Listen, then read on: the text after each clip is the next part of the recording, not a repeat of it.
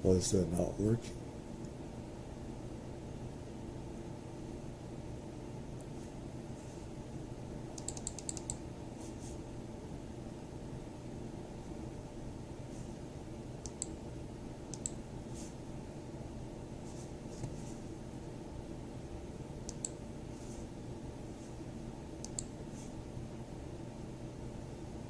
Is that somehow it's not coming up on here on my content. Nice. Let's see.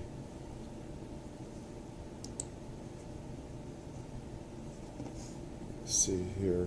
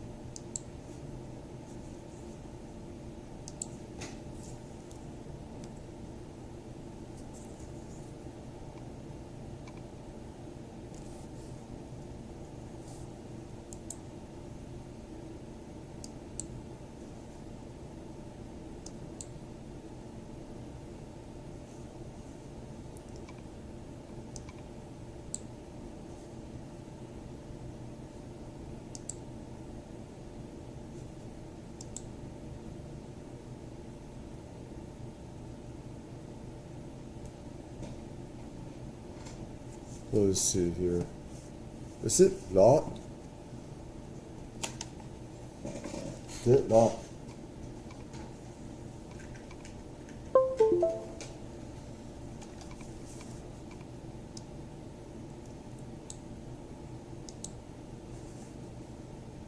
Yeah. What the fuck?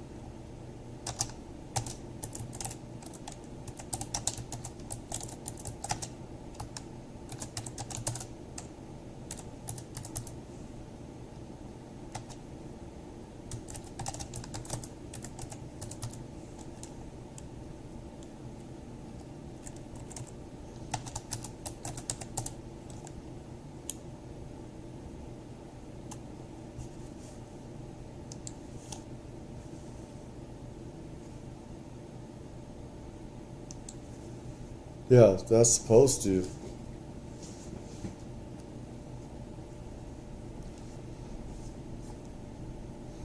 Usually I don't like to talk about this because people take things the wrong way. But I want to get into this because, well, first of all, disclaimer. I believe all people should have a chance to have any type of job that they want or whatever, as long as they're qualified. However, a lot of situations that's been happening, DEI pretty much is standing for discrimination, and indoctrination and stuff like that. It's the total opposite.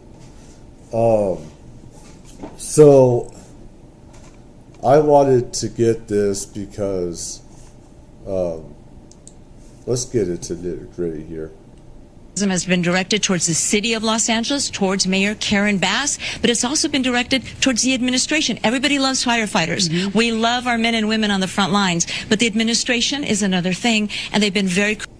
I should also say, I don't agree with everything, the politics of people I have on, but there is going to be some stuff that I do agree on. And the thing is really to go over this topic of a lot of people being in office and have certain positions that probably shouldn't be in there that aren't qualified, but they have been because of the administration that we have. And I believe that everybody should have access to, like I said, any type of job they want as long as they're qualified. Critical of the way everything has been handled. Your reaction when you read those tweets, those messages, those emails? I tell you, my reaction first and foremost is to step back and remind myself that I'm not a politician. I'm the fire chief of the greatest fire department in the world. So my focus, first and foremost, is to make sure that our fire department, our firefighters are properly funded, they're properly trained, they're properly equipped.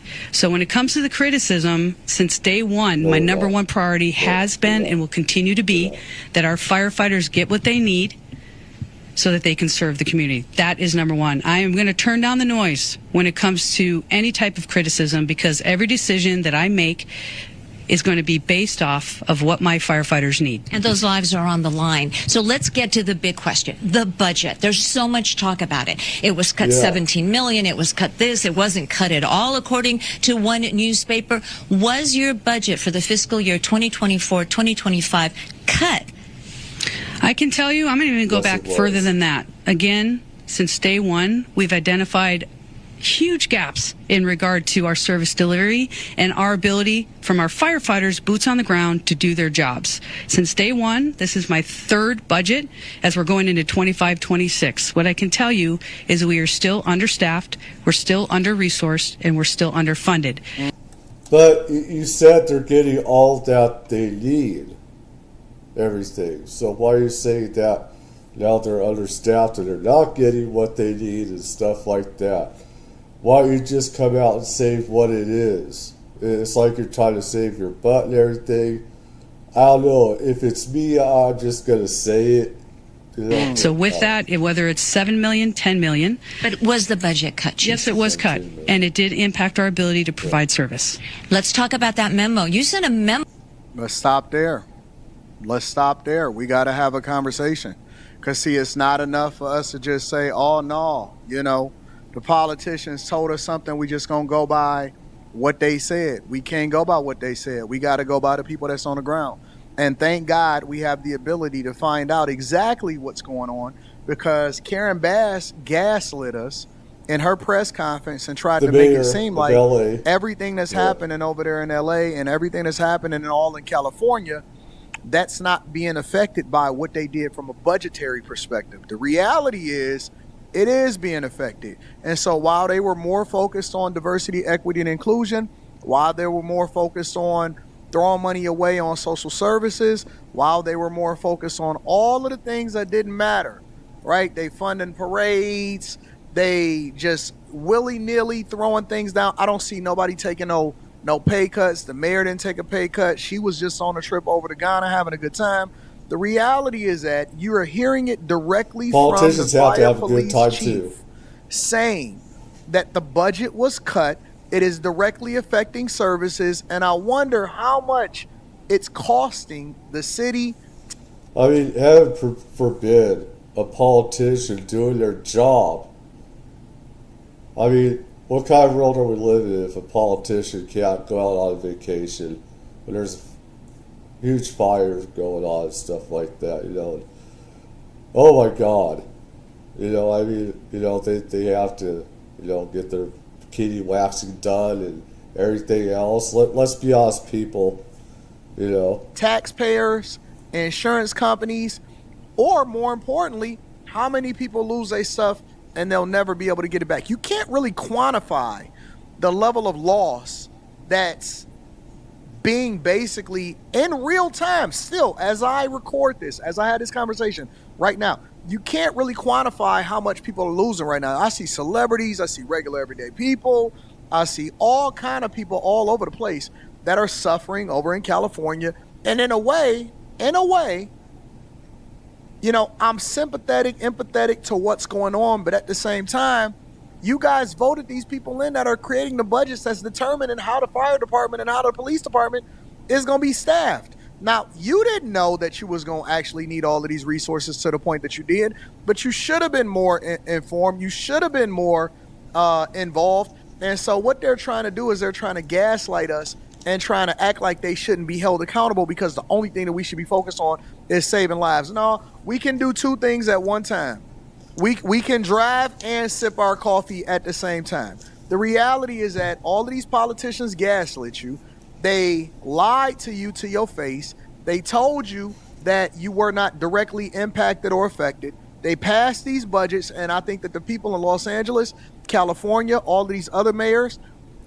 Well, like I keep on saying, the politicians we have in office right now, 24 billion, it has to be 25 by now or more. It's just been squandered and stolen. Just come up missing. We have a lot of this stuff going. I mean, he said, and even he doesn't know where all this stuff is. Excuse me. Say you go into the social service programs. It's not. To go into special interest projects, they're not going to the people that's supposed to. They're not whatsoever. I know because I'm around these social programs, these homeless programs. We're not getting all that money.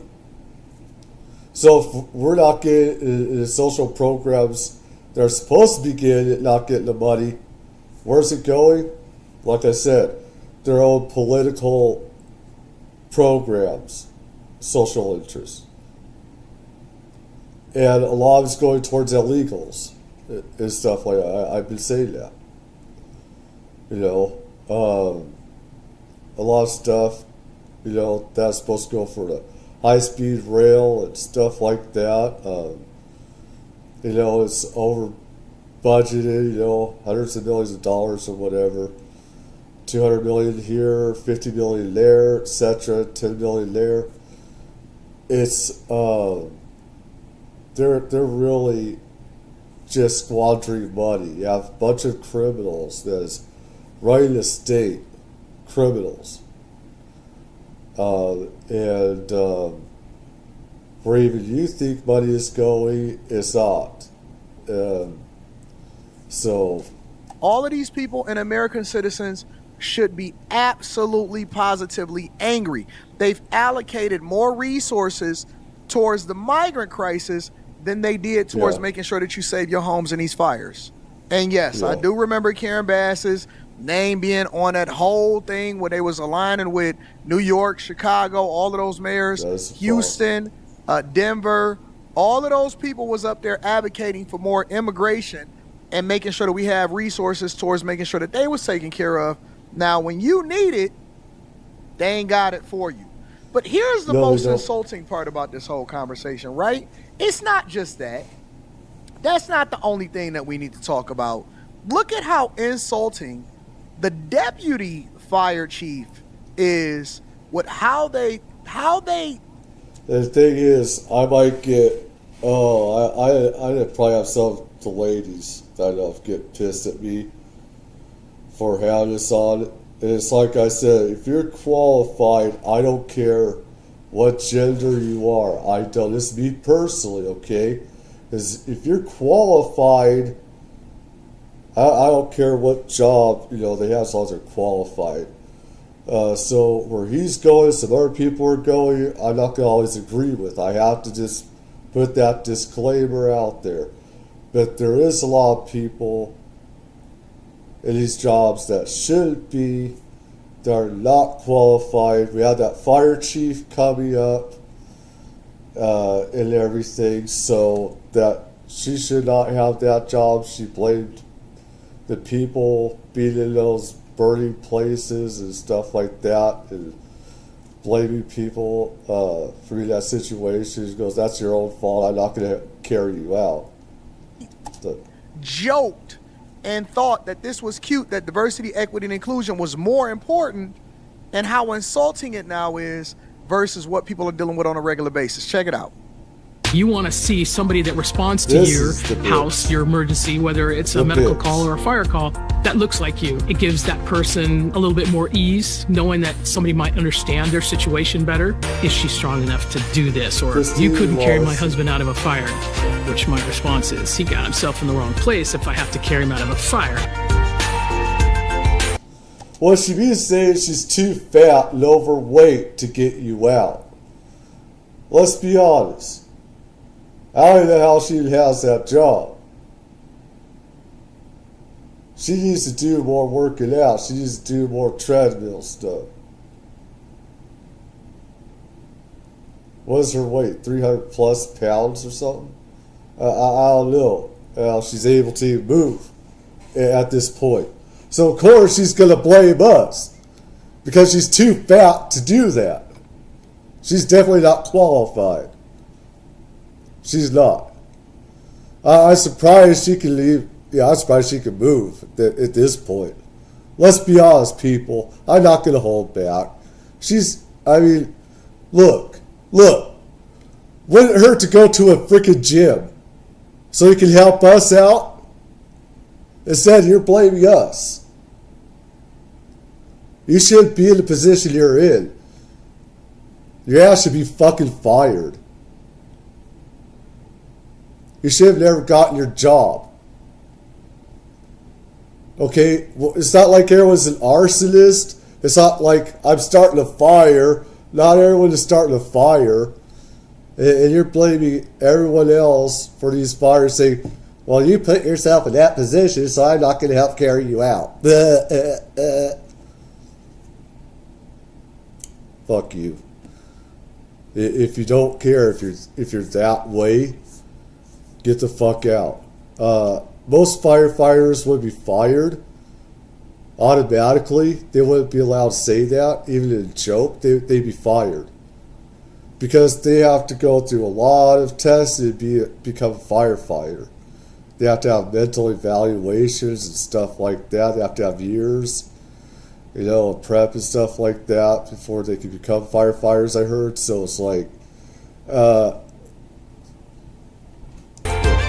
and then they want to advocate for diversity, equity, and inclusion, and they think it's a joke. They think it's funny.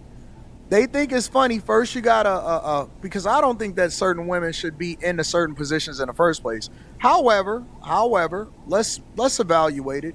You have this woman right here that's making this tongue-in-cheek conversation, and the reality is that nobody cares about diversity, equity, and inclusion when their life is on the line, and when their home is being burned up, and when they coming home to nothing. I mean, absolutely nothing.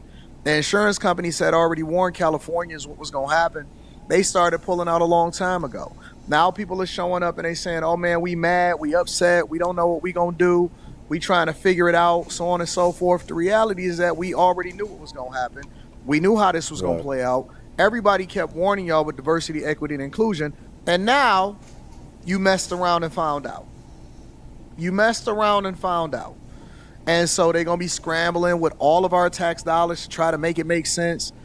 We still are allocating more money over to Ukraine. I heard we giving them another $500 million prior to Biden leaving office. They fight forest fires too, I'll talk. We continuing to not have a peaceful transition of power, and everybody is suffering, and now you got celebrities complaining and whining. I seen Jennifer Garner, I seen Mel Gibson.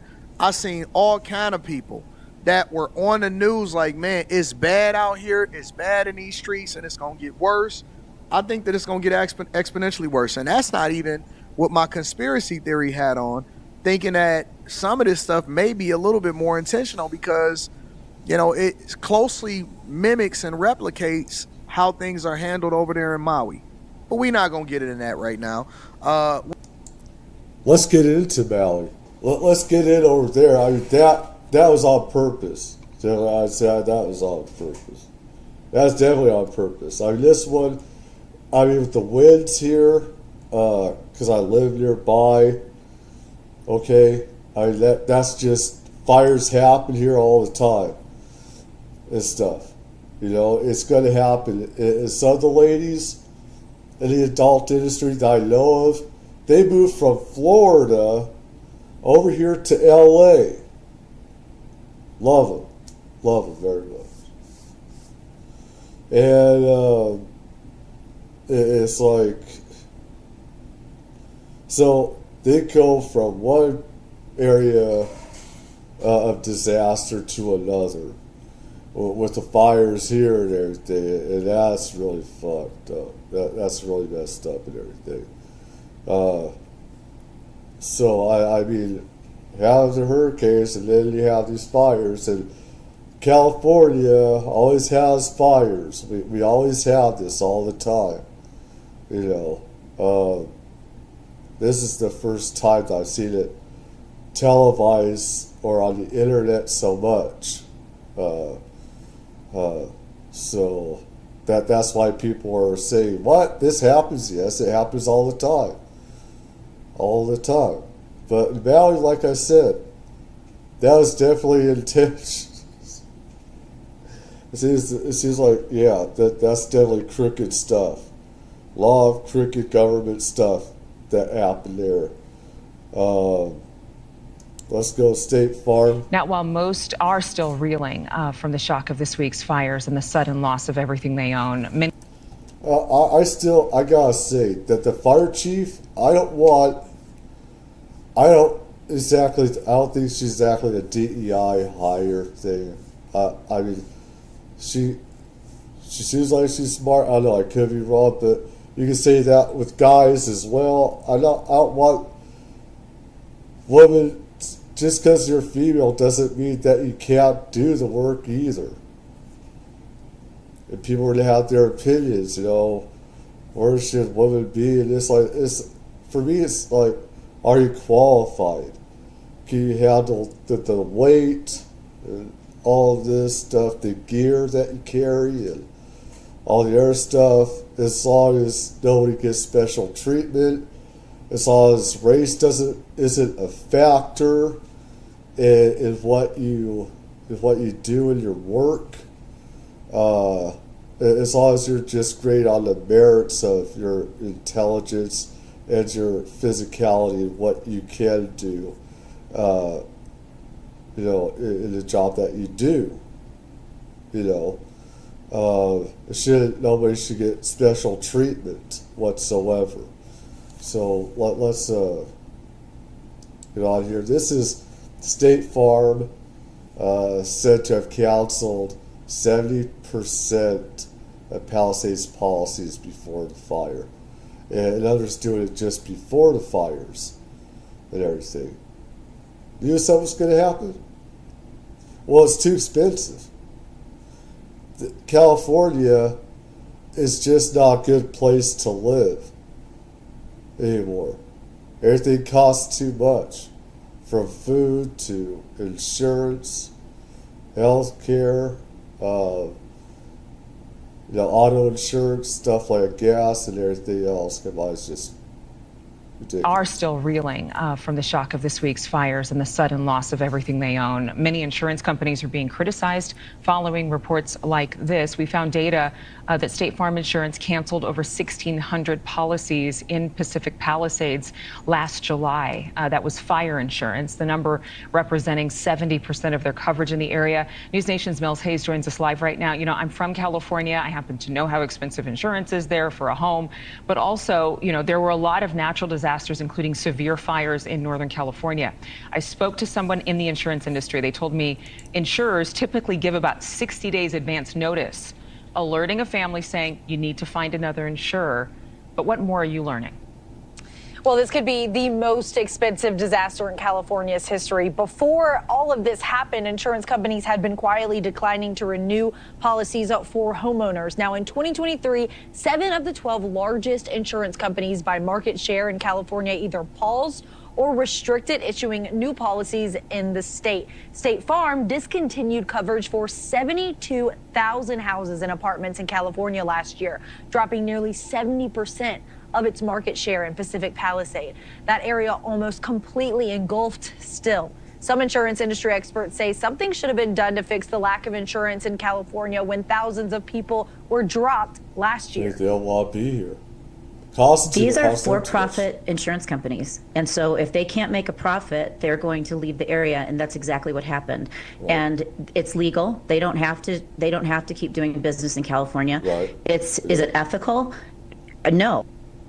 These changes left homeowners with little choice, having to use California's state-run Fair Plan program. That plan, in some cases, costing as much as 4 times what they were paying with less coverage than before. That figure forcing some to go without coverage and really just pray that something like this won't happen to them. But it's not just California, Adrian. A Senate report found that insurance companies were dropping people all across the country, including in states like Iowa, Mississippi, Alabama, the Carolinas, and even states up in New England due to changing weather patterns. This means that thousands of Americans are without insurance right now, Adrian. What are lawmakers saying as far as whether residents will be able to get assistance, how they'll be able to get assistance, especially those who perhaps don't have insurance? Right. Well, California Insurance Commissioner FEMA is supposed to be out of money, remember? But somehow California, Biden said that they have money for Californians, and keep in mind, Biden is on his way out. So he can say that there's money for California, and there wasn't money for North Carolinians. They're by the death that the politicians caused over there in North Carolina, Helene and stuff, in the Carolinas along the East Coast there.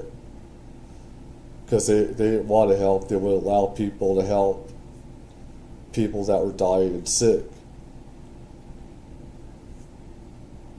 And he said, we have no money for you. It went to illegals and everything. And Biden said, you guys would be paid full. He can say that because he's not really in office. But that's, another administration is the Trump administration is going to have to take care of that. Whether there's money or not, I don't think there is, really. They're out to just more inflation, stuff like that. We'll see. I hope I'm wrong.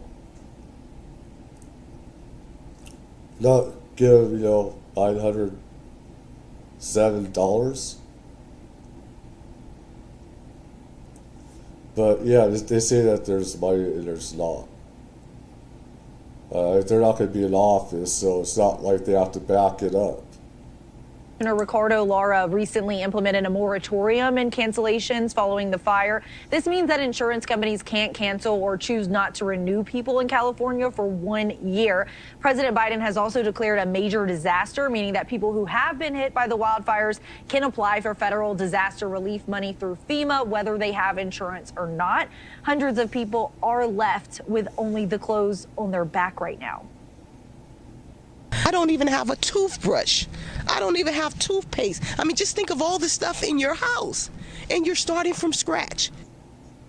Nonprofits have stepped up to help these victims with money and shelter, and many of these victims are using GoFundMe to raise money to replace everything they lost too, as they await for potential relief from the federal government. Adrian? It's just, I actually have the first person to ever give me a shot in television. I'm still in contact with them from all those years ago when I was in college trying to get my first big break. I found out that that person's house burned to the ground. She's left with nothing.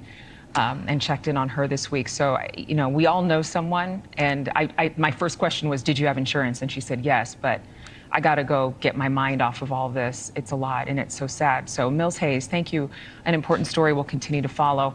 We will have a lot more coverage of the California wildfires. If you'd like to help those impacted, you can donate using the QR code on your screen. Just scan that with your cell phone or go to newsnationnow.com/Red Cross. You can connect with Nexstar, which is News Nation's parent company's Red Cross donation website.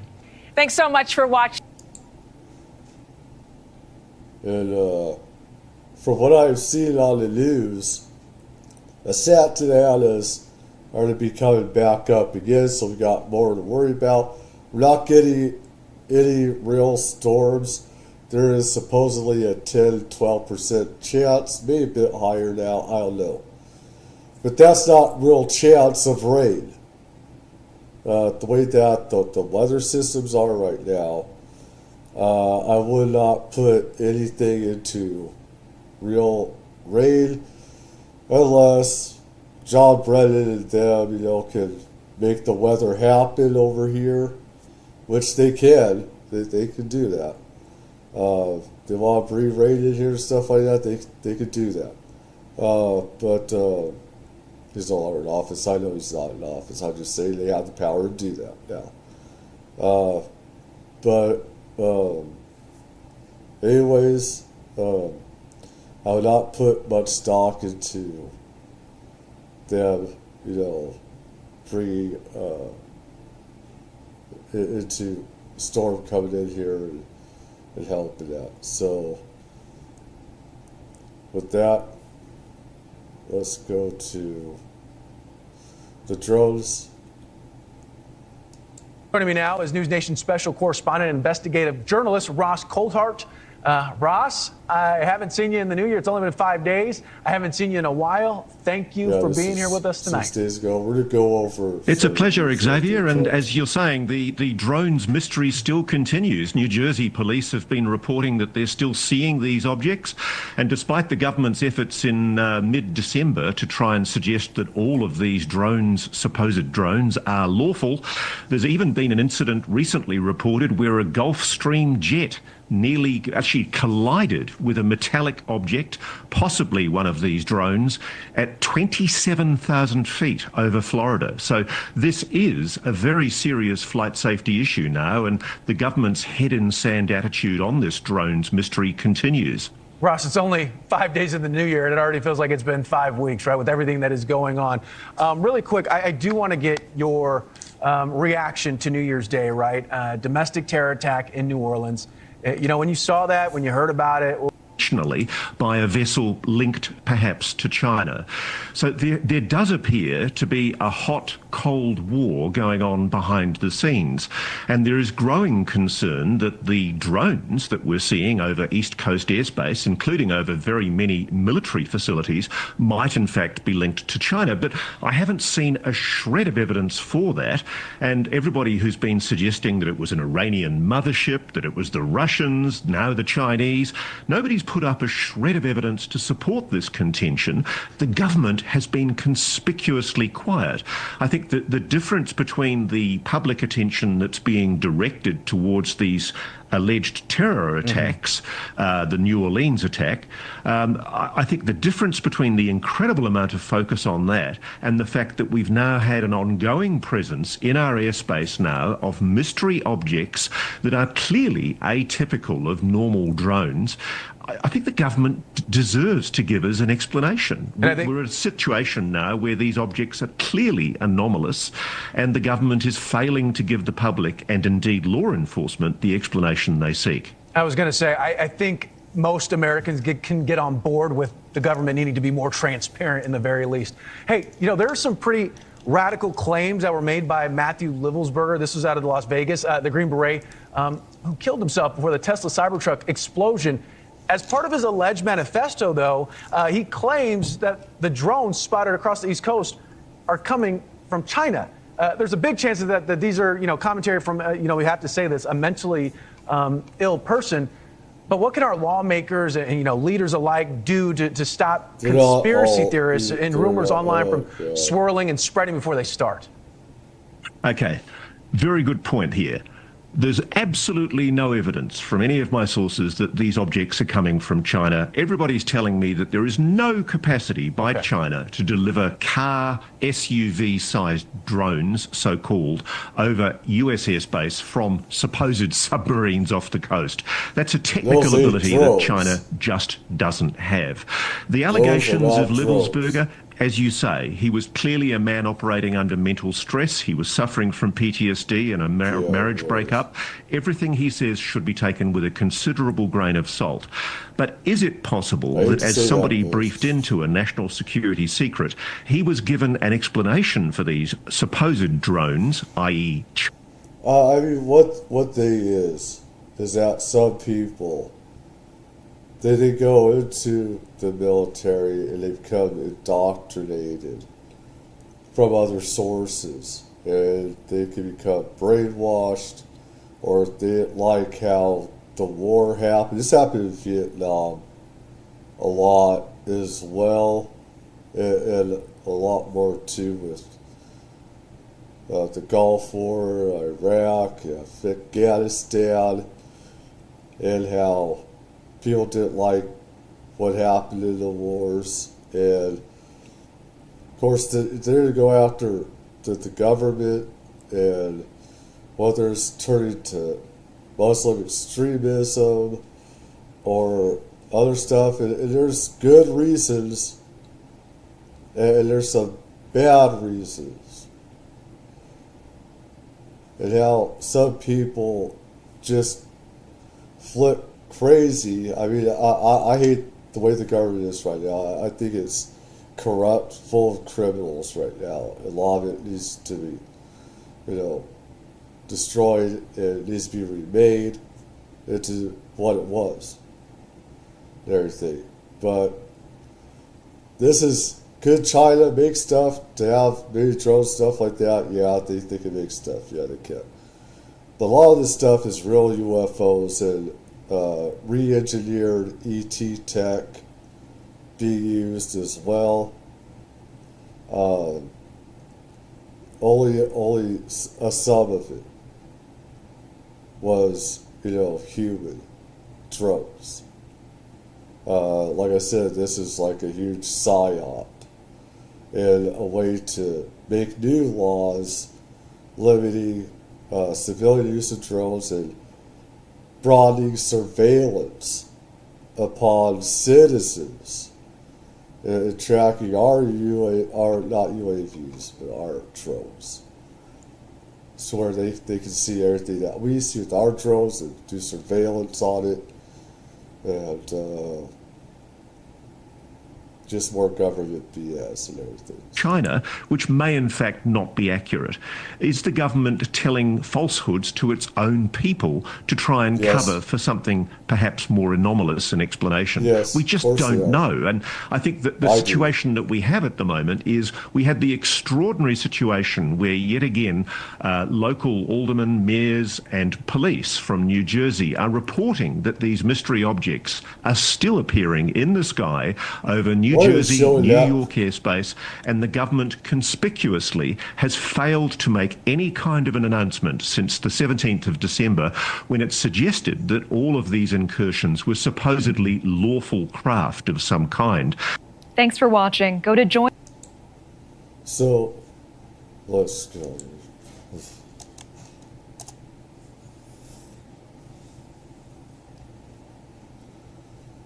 I don't agree with what Benny Johnson, his views are on stuff, but let's see.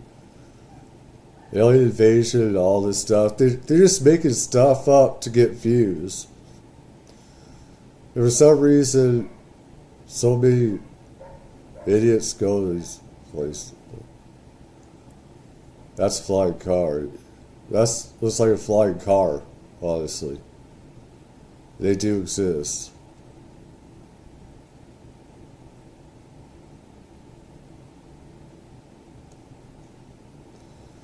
Let me see. I don't agree with his politics, but let me see what he got. What is that?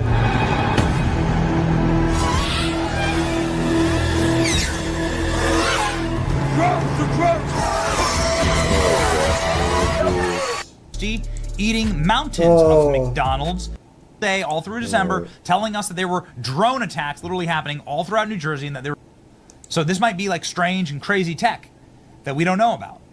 Ladies and gentlemen, President Trump also sounding off. This was in December the 13th. Mystery drone sightings all over the country. Can it really be happening with our government's knowledge? I don't think so. Yes, let the public know. Otherwise, shoot them down, says Donald Trump. Shoot the drones down, not Donald Trump. Nowadays, hours, literally, you can count the hours before Trump becomes president. It's 10 days away from becoming president. Trump vows that he will release what's really happening with the drones over New Jersey as soon as he becomes president, and says he doesn't understand why the government has been keeping this from the people. God, they have the arsonists. Although when Trump tells us what's really happening, we'll lose the memes. That's why it's bittersweet. But here we go. Kind of disappeared very suddenly. Do you have any idea whatever happened to the drones? What happened to drones? Well, you said that you knew that you thought the government knew what was happening with these drones over New Jersey. There were some by Bedminster. I don't know. They were over Bedminster a lot, so I can imagine. I'm going to give you a report on drones about one day into the administration, because I think it's ridiculous that they're not telling you about what's going on with the drones. And it's not only with me. Glenn was telling me today that in Virginia they have drones all over the place too, and nobody's reporting it. I don't know why they're not. Do you want to say something about that? Just one quick comment, which is we are home to the largest naval base in the world in Quantico, and we house a lot of the SEAL teams and have a huge national security infrastructure. And now for 2 years running, we have had drone incursion over secure airspace, and we still don't know why. And I think that's absolutely unacceptable. And I think President Trump and the new leadership coming in, I think will work diligently to understand who's behind this and what we do in order to stop the digital surveillance of all of our secure infrastructure. Is it dangerous? Well, I can tell you this. While we were dealing with a terrorist attack in New Orleans, we had drones being flown over our nuclear reactors in Louisiana. And we brought that attention to the FAA. We've been asking the FAA to give these states the ability to mitigate these drones. And it's sitting on some bureaucrat's desk. And that's real. I've been knowing that this stuff is happening. It's a huge psyop that's really going. It's a scam.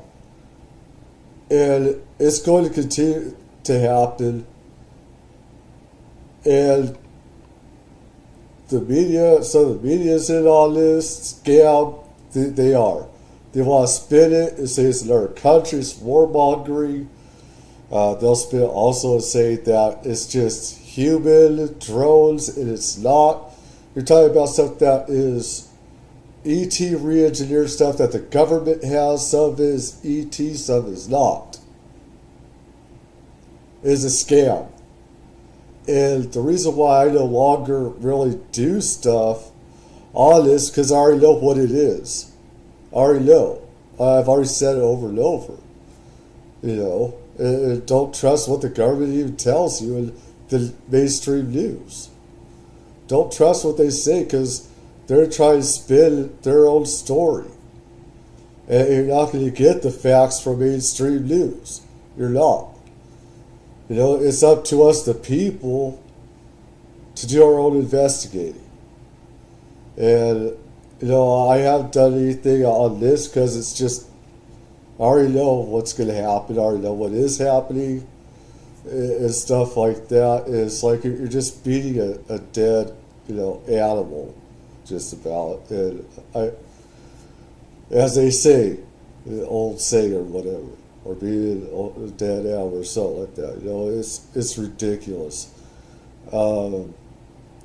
And why mainstream news is not telling people that this is still happening is because that spin doctoring, you know, that they're spin, you know, this scam that the government and politicians are doing has worked or is still in the process. So nobody knows. They don't want to talk about it. Go ahead, Governor. You going to say? I was just going to say we have drones in Wyoming flying over our infrastructure as well, and it's incredibly frustrating that we not only have no way of knowing what it is, but nobody knows how to deal with them. They don't want to talk about it, and nobody knows why. They don't want to talk about it. That could be us sending drones. I hope that's the case, us doing it and doing research, and maybe they don't want to talk about it from that standpoint. I can tell you this, I'm not okay with our stupid government doing that. We should be scared totally against them doing it to us. You know, criminals that run in the government, and why are they doing surveillance on us when they should be checking themselves and having our backs, passing laws to help the people, help us, you know, with the inflation that we have, help drive down food prices, rental prices, home prices. They should have our backs for a change instead of surveilling us and watching us like we're a circus attraction, which is the way that they view us in intelligence. They were just a freak show to have a dictatorship and everything.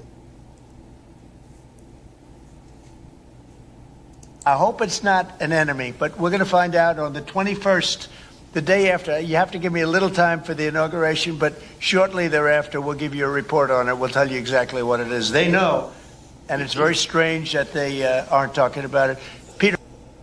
They know. And Trump says that kind of thing with certitude. He says it might be us, it might be our enemies, better not be our enemies. This is classic Trump. Trump gets... But, I just want to go over that. But there is Facebook. I want to go over Mike Zuckerberg and stuff. Let's see, where am I on this? I might just do it on a separate video or something.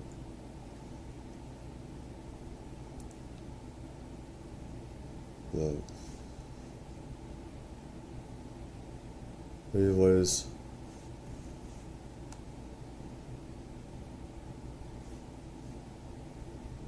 Facebook. Let's see if there's more here going on.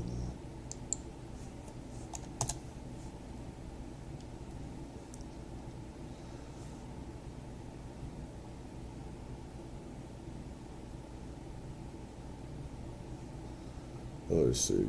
This is. Let's get right into the news. That's right, like people. You thought the New Jersey drone story was cooling down. Spoiler alert.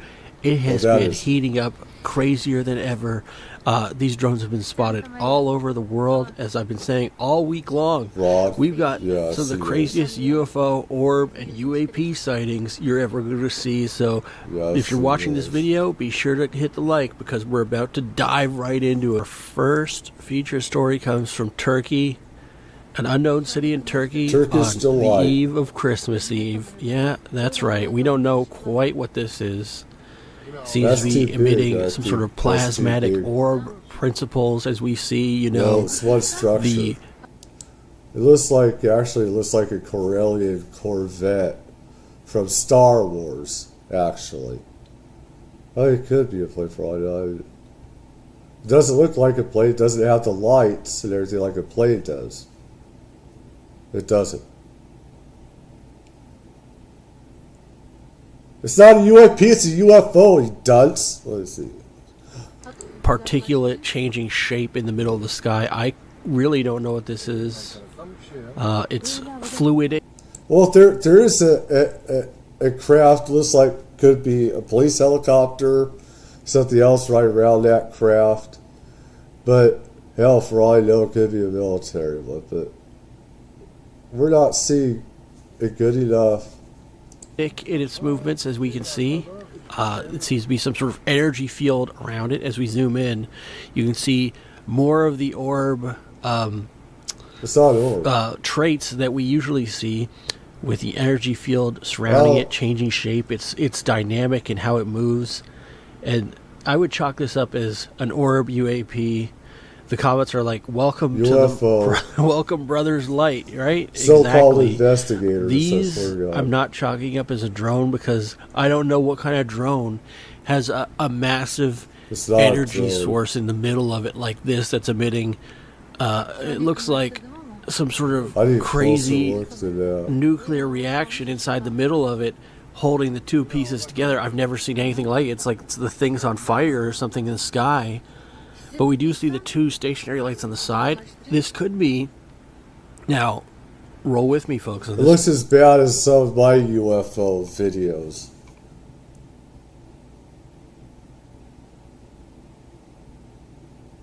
I need a better look than that. And here, look at this. We have multiple drone sightings in Arlington, Texas on January 6th, 2025, year of our Lord. Look at all these drones in the sky above these Texas fields.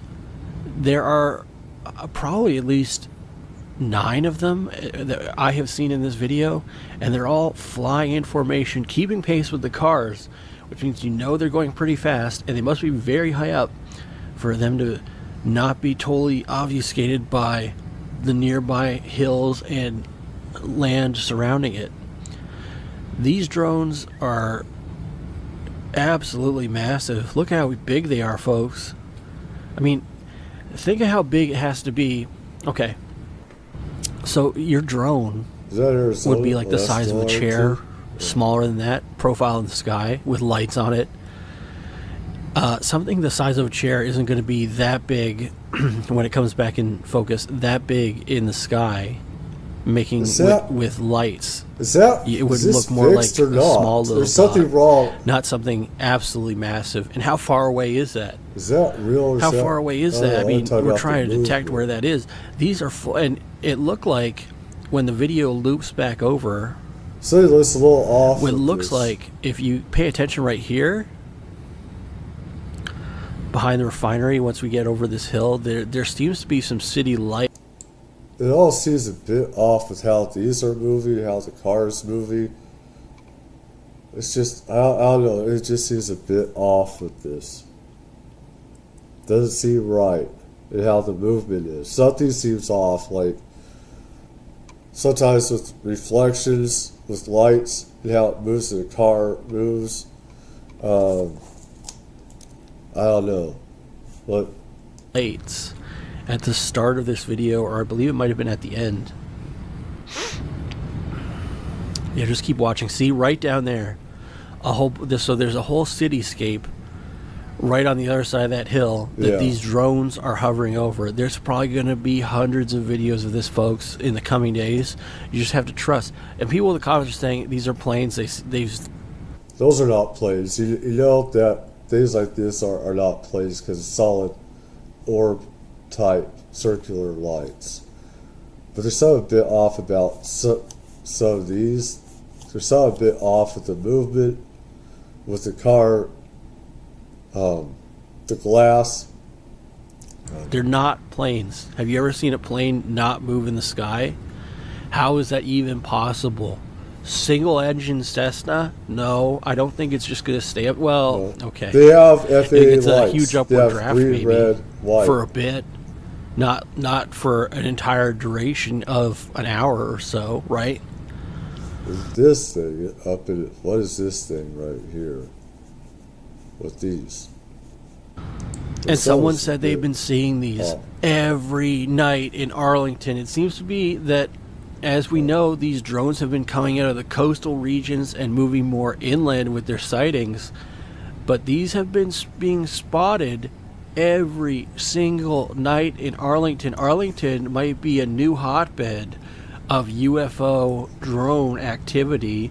Let me know in the comments section if you're in the Arlington, Texas area and have seen it. It's not really blinking in the way that the drones do, where they go on and off. This sort of pulsates more like an energy object as opposed to a light being simply turned on or faded out. Yeah, I see. And it seems to have a dynamic shape to it, whereas the drones are more standard in how their formation is. They'll have a set amount of lights, a certain distance apart. This thing seems to change how bright it is and the shape it is. If we had a better camera on this, I bet you we'd see it might even be a triangle ship formation. I've heard you guys mention the TR-3B ship in previous comments. I'm very curious to see if we get some footage of that. If we do, I will show it to you. No, it's not that. Outline is this one. It's a cigar-shaped UFO, but you can see it at night, which is the weird part. Yeah, like usually these are very hard to see at night, so it's catching light from somewhere.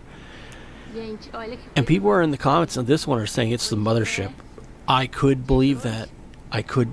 This has only oddly been spotted in Brazil. And this was on January 6th, so just the other day. Like I said, this stuff's happening all over the world. It's not just the United States. That's misinformation from our government, politicians, and the news. That's putting out misinformation. This is happening everywhere, okay? This thing is crazy. This spoon UFO is probably the most ominous thing. This should be in the media every single day. Now, I've heard people conflate this with it being a Starlink train. My friends, Starlinks is more like orbs and it's streaked a bit. This one is actually more like a rod, you know, cigar shaped or rod, you know, a pipe, you know. So this is different from Starlinks. I could be wrong, but this is not a Starlink train. A Starlink train would be like exactly. It'd be like dot where I'm holding the mouse in a line. They can be in tight formation, right? But they're not going to be in that tight of a formation. They're not going to be like that, yeah. And I've seen them where they're like two dots here, right, flying across and just continual. This is a single object. And it's massive. It's massive, and it's far away in the sky. It's not a plane either. It's way up in the atmosphere. Yeah, it is. And so the people of Brazil are being essentially terrorized by this spoon UFO that flies overnight every few days so far from in the January and December season. But let me know what you think this is. People are saying this is the mothership. I kind of believe it. It's absolutely massive, and it flies silently. And for some reason, this shouldn't be visible in the sky at night, people.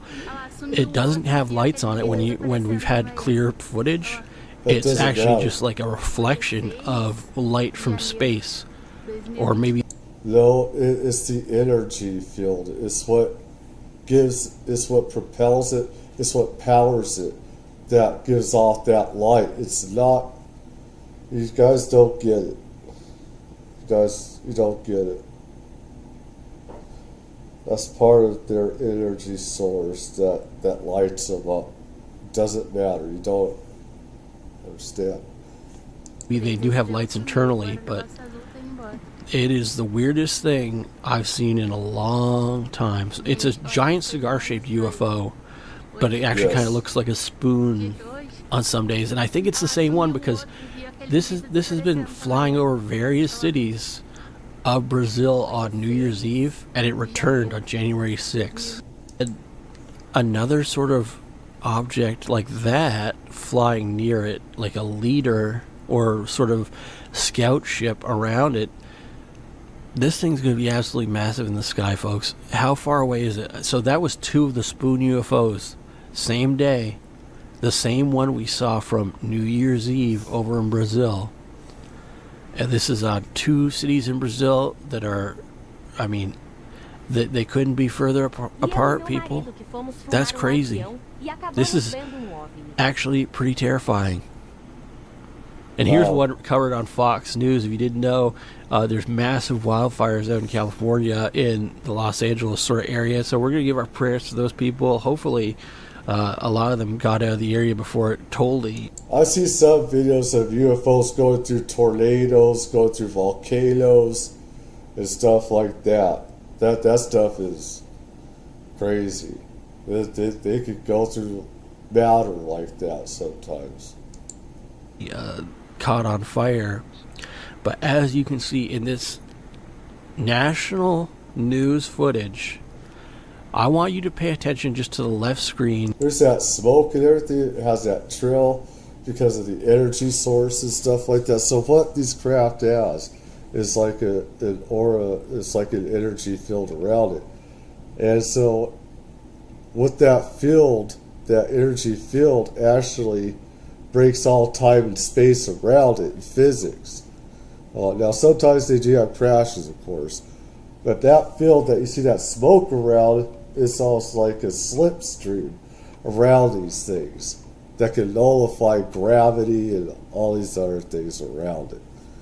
It's beautiful to see that because you're seeing some of the smoke go around it and everything like that, the energy field that is around it. Right here. What the hell is that? It just disappears. Okay, look at this. Yeah. Have you seen anything do that? Yeah, I have. Can you even perceive what is doing that? Something has flown across and over from the fire area at a super low altitude. Now, this wouldn't be just a regular plane. A regular plane, a conventional plane, even a firefighting plane. Okay, maybe firefighting planes would fly low, but they wouldn't fly that low, just slightly above the horizon. That's below radar thresholds generally, right? Some of these buildings are taller than how low that plane is flying, if that is a plane, and I don't think it is. Okay, it's not a plane. And why I'm saying it's not a plane, look how friggin' fast it is. It's solid, yeah, it's the speed and everything, but first of all, let's see. We have so many factors here. Yeah, it is the speed, because I can see the camera, the way the flames are. They didn't speed it up. Okay. You have to make sure, looking at this, is that they're not speeding it up. Generally, right? Some of these buildings are taller than how low that plane is flying, if that is a plane. And I don't think it is. Okay, it's not a plane. There's no FAA lights on that thing either that I see. So there's no red, green, or white lights. So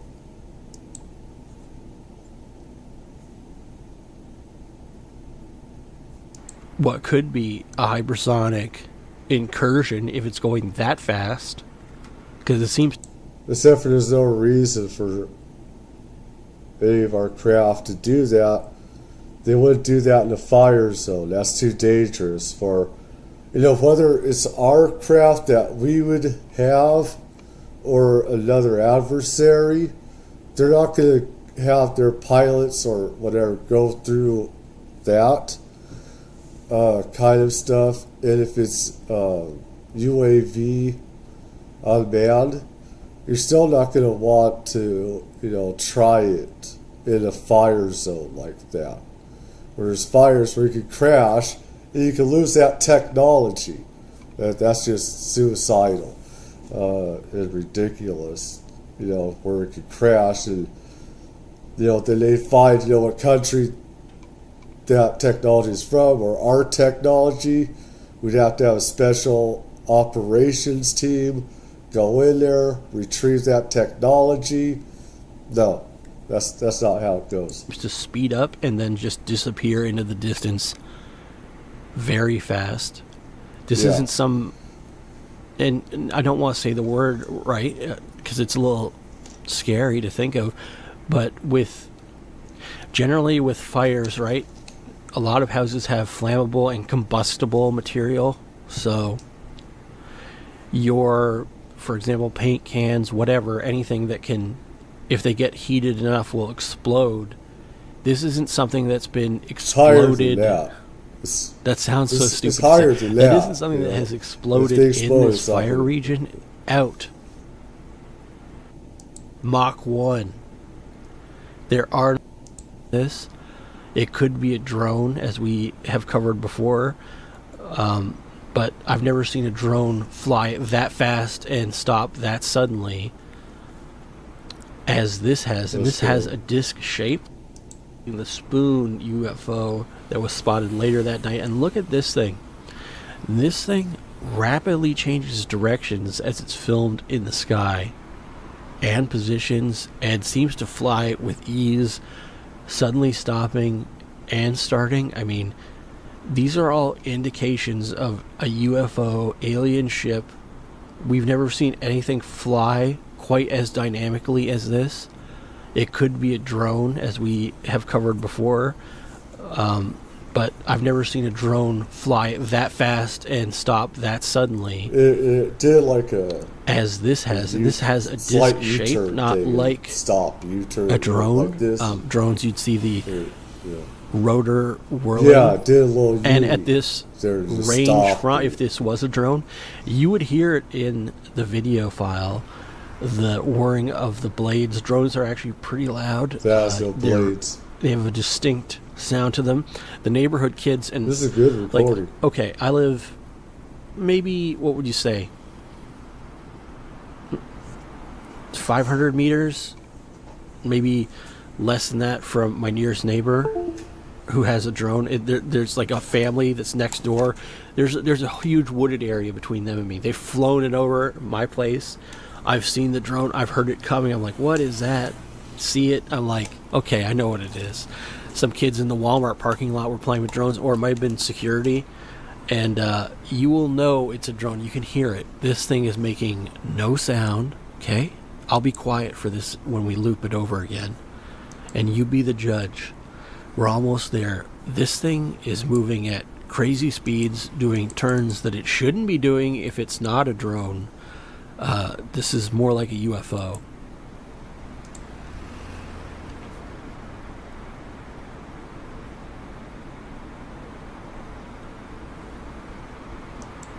Yeah, so I looking at some other stuff, looking at other UFO stuff as well. Thinking,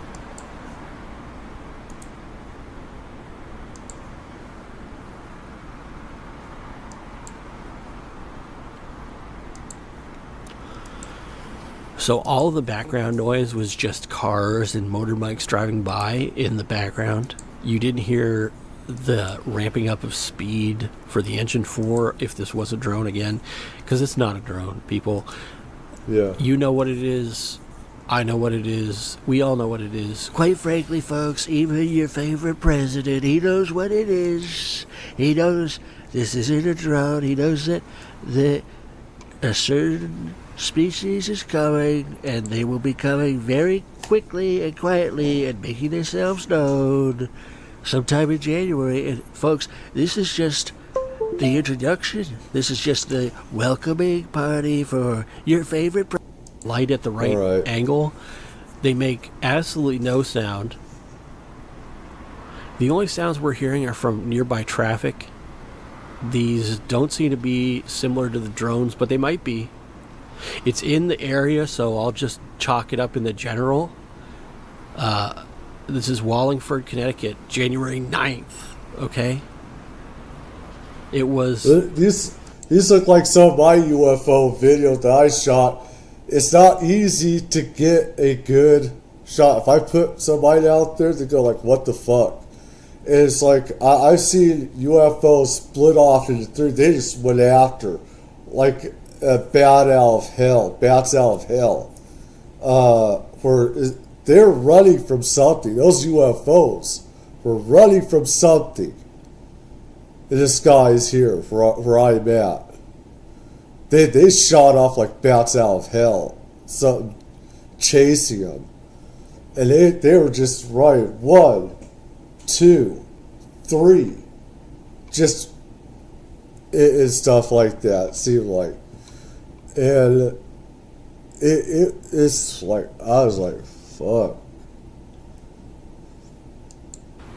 This was yesterday. This is as fresh as you can get. These objects in the sky seem to be, they could be orbs, okay? They are giving that signature like, sort of drops, nucleus look metallic, when zoomed in upon. Shaped. But I really can't tell. And they seem to blink in and out of reality, or at least as lights in the sky turn themselves on and off.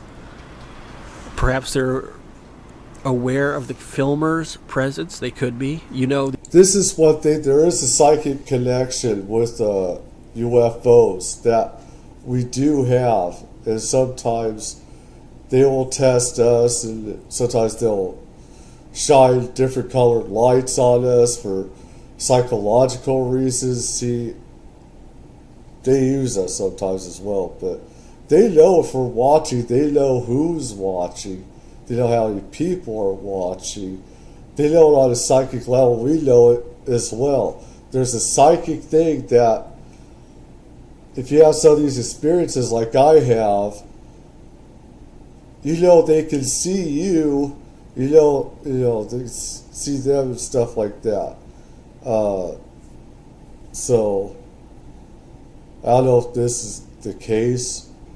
Could be doing that just show and tell and stuff like that, but these UFOs seem to be very cagey when someone brings a camera or phone out. And this person's outside clearly, so there's no glitching from glass of light reflections on a lens. This is a person filming the sky above them. What these are, I have no clue. They are certainly frightening a bit. One thing is how they move in time, in space, and how we move. They move faster than we do, and everything. And we move in slow motion. We move in slow time. With my near-death experiences and my experiences with them, with UFOs and stuff like that, how they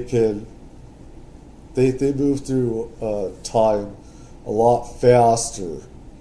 So how we see things can be a lot different sometimes than how reality really is. This all runs in line with what we've been saying for the past 3 weeks. You know, this should be. I know we have a big news story right now we actually have had two major, well, technically 3 major news stories. I can't get into them except for the fire one, right? Which I did earlier, right? Yeah, I've heard different UFO drone crashes and stuff like that. And the thing is that unless there is more proof, and there's a lot of stupid YouTubers especially that they're gonna just say crash and this and UFO invasion, and they're getting hundreds of thousands of views without any real, hard evidence and stuff like that. And that pisses me off because now for me, I've had real experiences with paranormal kinds, but it's not something I want to do, is just put out BS all the time. I don't like that. But the others, I'm not going to talk about just because we can't on this platform. This should be the 4th major news story, because these drones, these UAPs, have not ceased their operation. They've increased their operation. Remember, the FAA flight rules that restricted flying for the New Jersey area was expanded all the way to January 19th on the eve of New Year's Eve. There's 7 days. It got expanded. The news coverage didn't cover it. And actually, when I was watching the news the other day, it was crazy. The main anchor, and this was national news coverage. I love how there actually seem to be blinking in and out of space-time. I think that's what they're doing, is blinking in and out of space-time. Because we're seeing things differently. We move a lot slower in time. They're moving a lot faster, which is why we see things differently. But they seem to be going in and out real fast. I think they're going in and out real fast. They're there, it's like they're there, but they're not there. And so we see things differently than what is really going on. Like, they could really be there in a solid state, but because they're moving really fast, it looks like they're blinking in and out. I watched Fox News in their morning show, their pre-morning show, and one of them said, it's like how the drones disappeared. That's just not a thing anymore. She said it like very confidently that it's all a scam. It's all BS. Don't trust Fox, MSNBC, CNN, ABC, CBS. Don't trust them. They're not going to give you the truth. This is all political sides. They're just spinning it to their narrative and story. They don't want you to know the truth whatsoever. They don't. It's all about spinning a political agenda for those news sites. The only thing I trust them on is when it comes to storm weather. That's the only stuff that I trust them on, not anything else. Drone story was done. People, we just covered a whole bunch of new sightings in the past that have all occurred within the past 72 hours, and there's hundreds more hours of footage that have emerged every single day from this.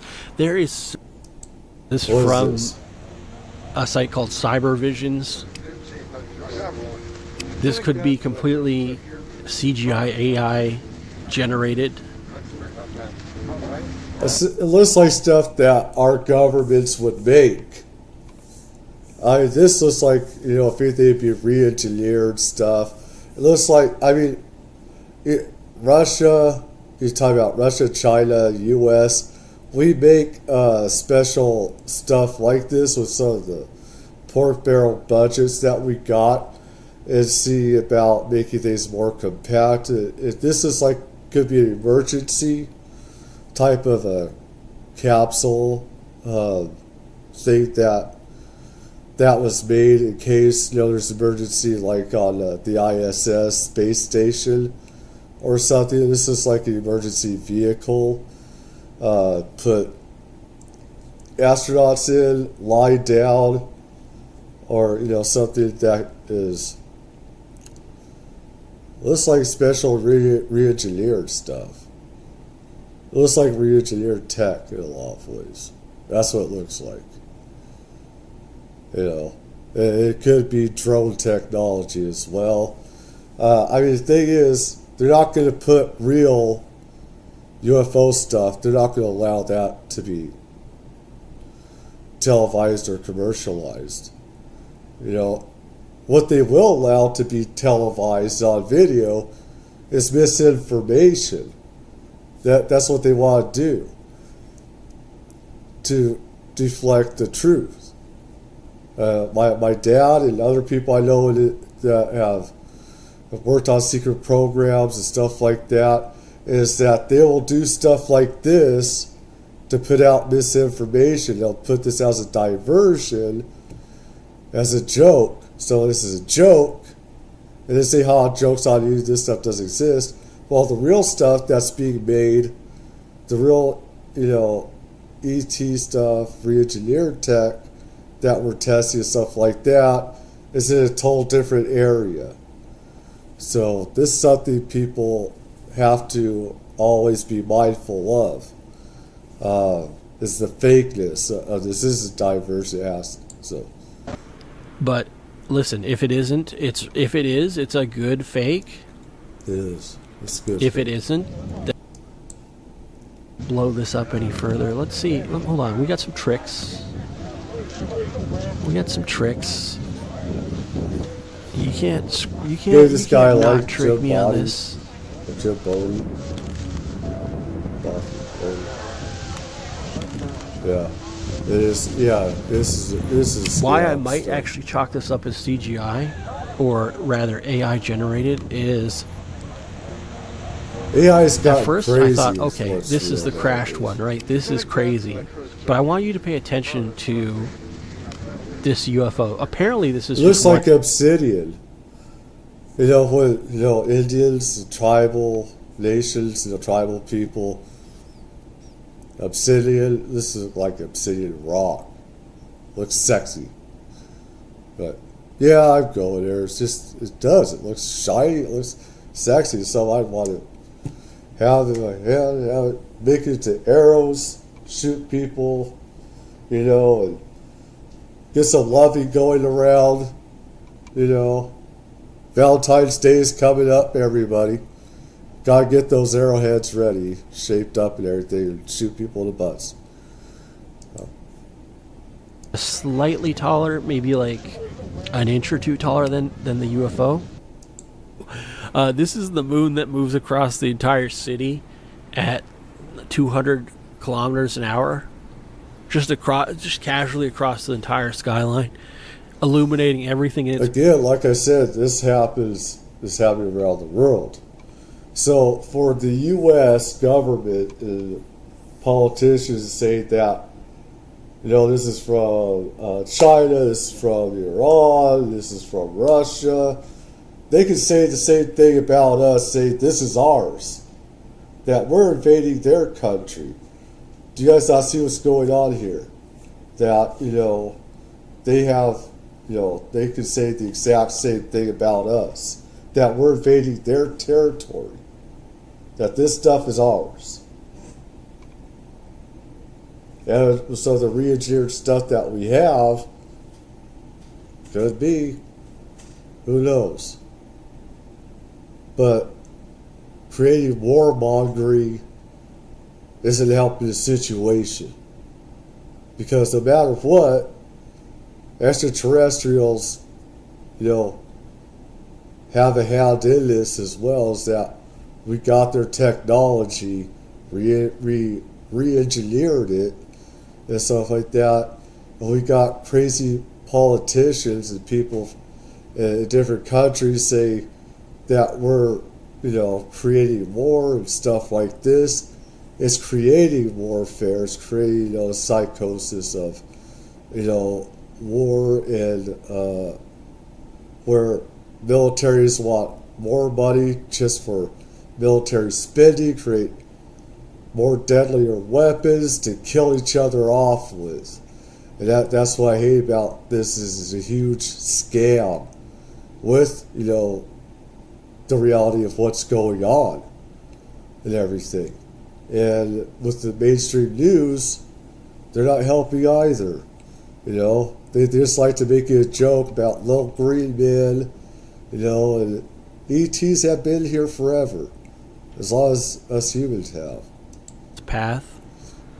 This is scary. This is a total UAP orb. This is insane. Probably some of the best footage we've seen. Look how it affects the camera. The cameras all have to adjust for their brightness setting, right? It's called white balance generally, and brightness. Yeah. So they'll have a calculated setting that they adjust for, and you can try it with your own camera. You film a bright light object, the camera will adjust the settings usually automatically, and then if you go film a dark area, it will acclimate and try to boost its own settings in the camera, the ISO, and the white balance to get yourself a better image quality picture. This orb is affecting the camera's automatic sensors, which is, if you were trying to fake this, right? If you were faking this, you would have to go to meticulous effort to factor that in, and it actually wouldn't be working. Okay? Now this is going to be... I want to try my Suspended X account here. And let's see here. Yeah.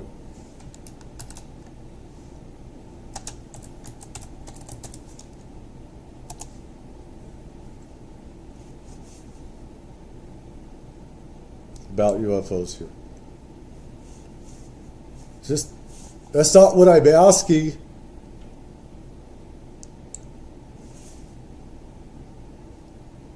Explore.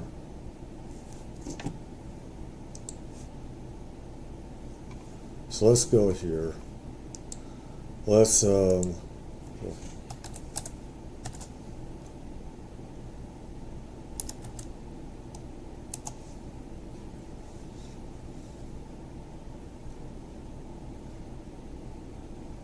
that's a bit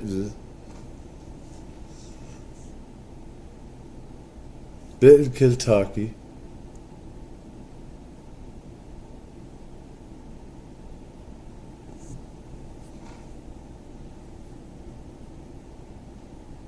If this is real, that's weird. Now, there is lightning that looks like this as well. Natural phenomena of lightning that does go across the sky like that. So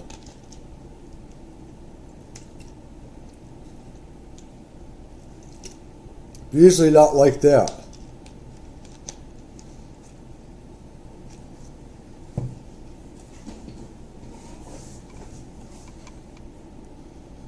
Usually it's not like that though.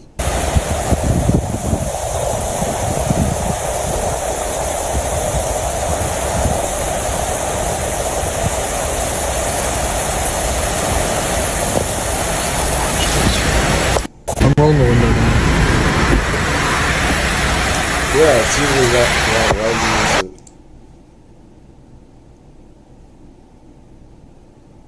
Yeah, usually it's not like that though.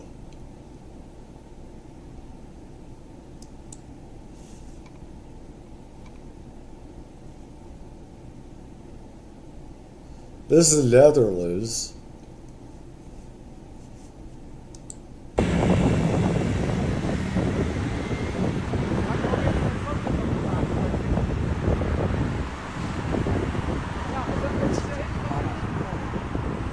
It's tense.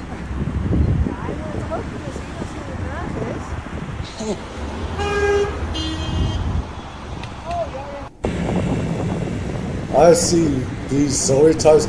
Now look here. Do you see where that UFO seems to know there's like a psychic thing that sometimes happens? It's like I get goosebumps and everything, and you know that they're watching you, just like you're watching. They know that you know, and if it ever happens to you, you'll know. But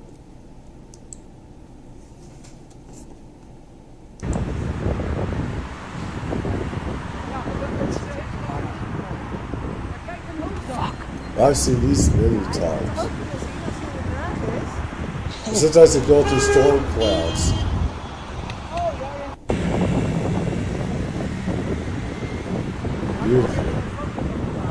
Beautifully shot too. Usually cell phones can't do that. This is fuck.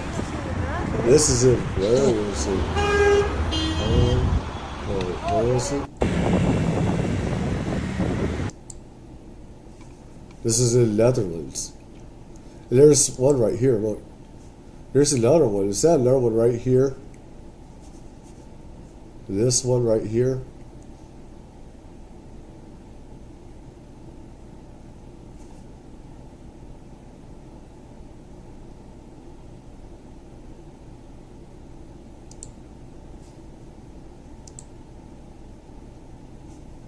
Seagull.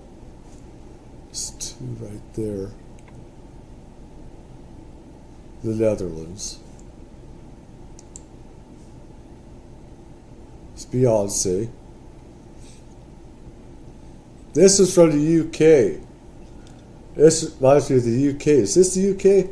Yeah. Up here. No. The thing is, I remember I did some of my own investigations on the crop circles in the UK. Some of them were made by humans, some were not.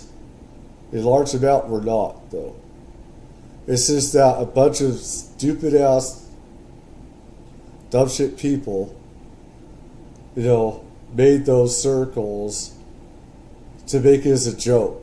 But there were real UFOs that also made those crop circles in the UK. There was a huge thing going around in the UK. And a lot of people, including me, believe that the government, UK government, also did some of that, stuff where it, had people making those crop circles and stuff like that. And the thing is, with some of those circles seem to point to other places in the galaxy or other star systems in the galaxy, stuff like that. But UFOs, very low level.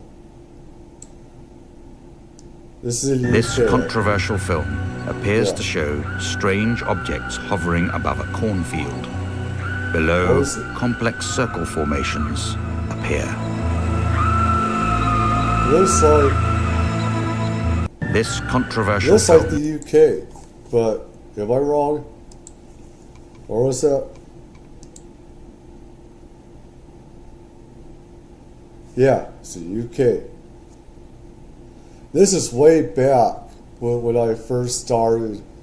Not when I first started. I've been doing this stuff for over 30 years. Over 30 years.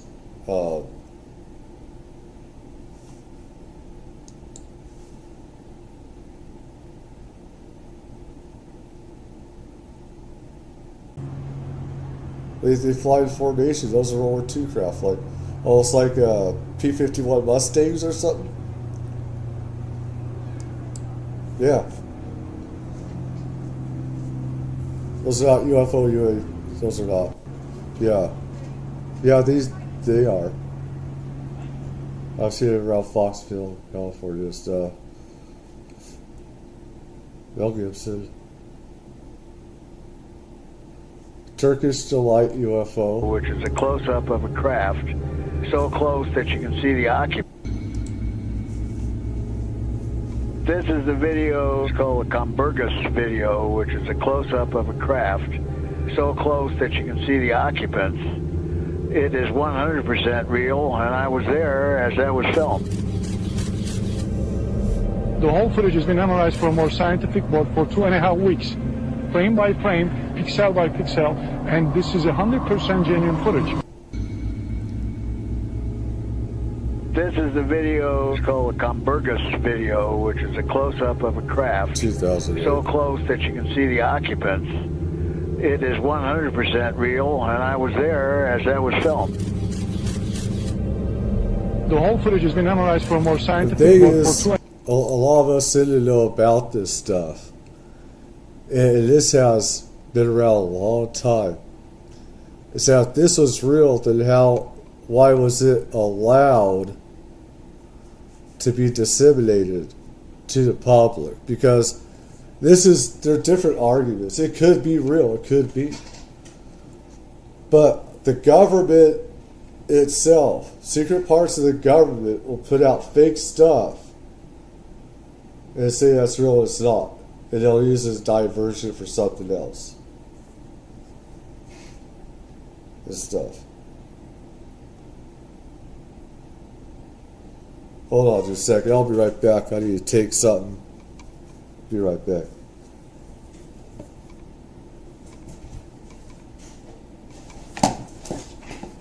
Oh, no, you don't. You ain't doing that. You ain't doing that, boy.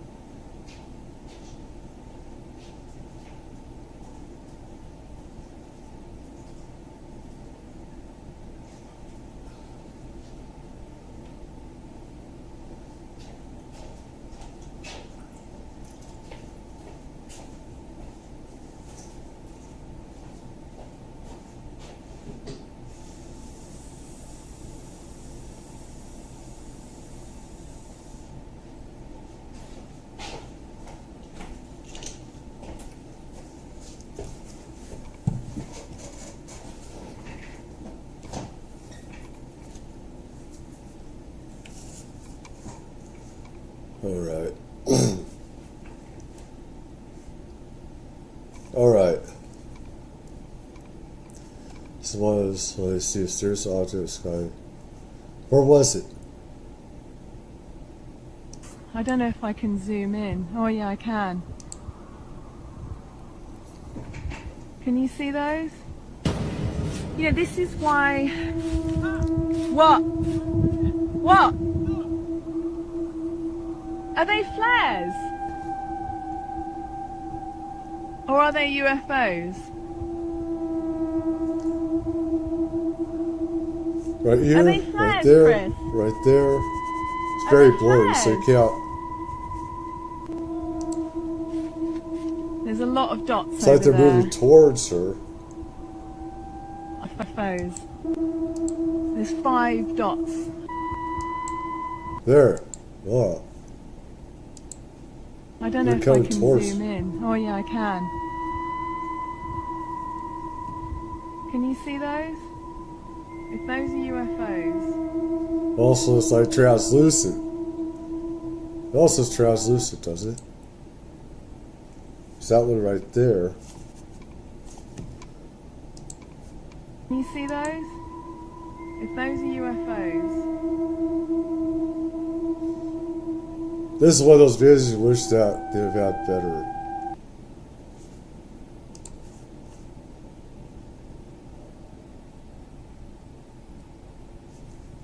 When I pan over here in a second, and this is all live screen footage from Los Angeles. Is this the same one? The fuck is that shit? Spinning around. And then what the fuck And then what the fuck is that shit, bro? What is that? It's spinning. The fuck is that? And then watch when I pan over here in a second, and this is all live screen footage from Los Angeles. The fuck is that shit? Did this happen? I don't remember seeing this. And then what the fuck is that shit, bro? What is Yeah, I that? said that. I didn't see that. Did anybody else? Let's see. Just said it here.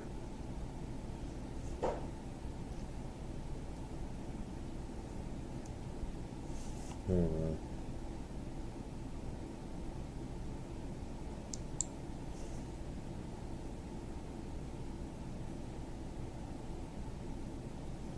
There's like a lot of people are just adding in AI stuff.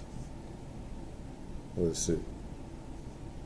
And, you know, we were able to get that small little break, and that break just recently starting to, Right you know, here. come on the brink of being expired. We are going to see those winds picking up, and, you know, it Everything's won't too just be for pixelated. today. We are talking Why is about this all winds that are pixelated? expecting to continue over into portions of tomorrow as well. So exactly, and, you know, we were... That's somebody saw right here.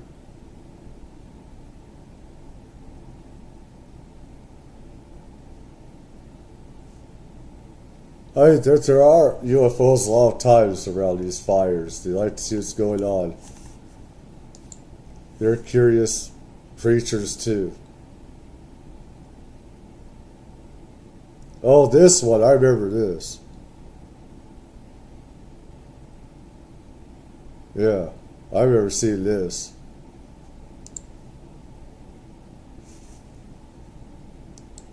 Long time ago.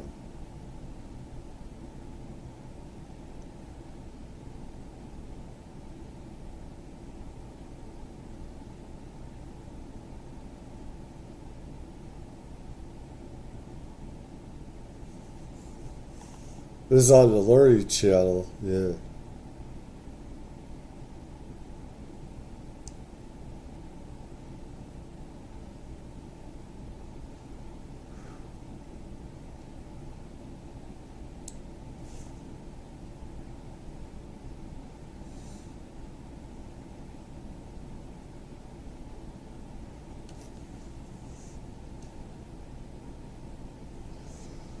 Never mind.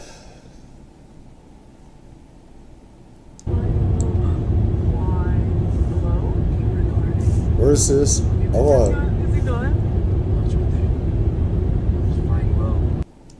Where is this at?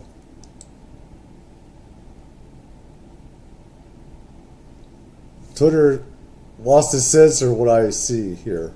How nice. Fuck you. Why? Hello?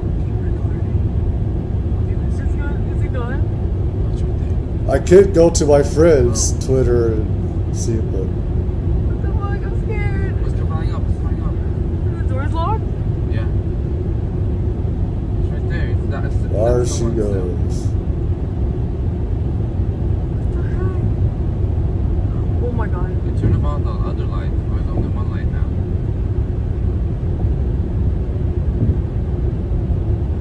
Why? That was weird. I'm like, huh? Wait. Oh. Wait, that's the car. Oh my god, what is that? Oh.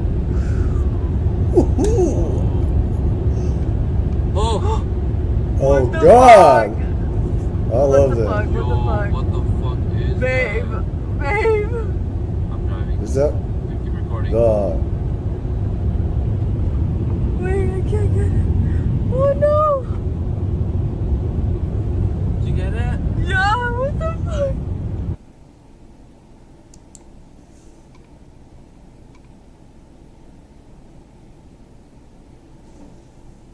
There it is.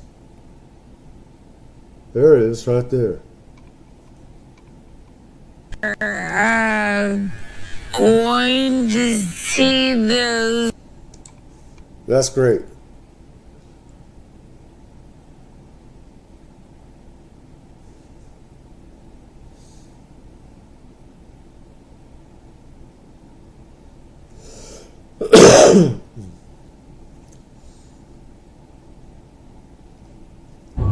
Let's see.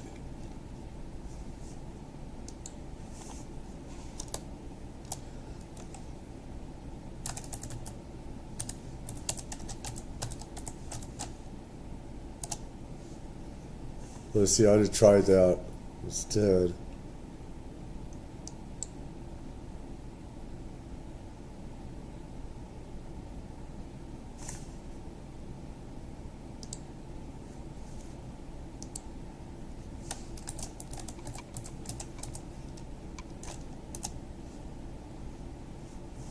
Let's see about Brazil UFO. Brazil UFO.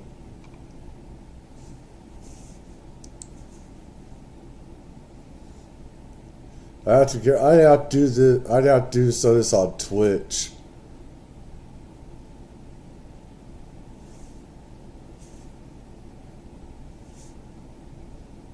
But there's one in particular. I have to do this, of course, because shitty YouTube. Even though everyone has a right to air it.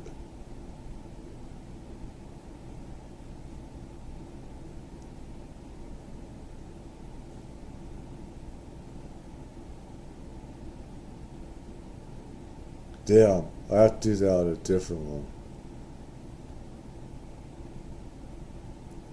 Let's see, where's that? We've been trying to get at him.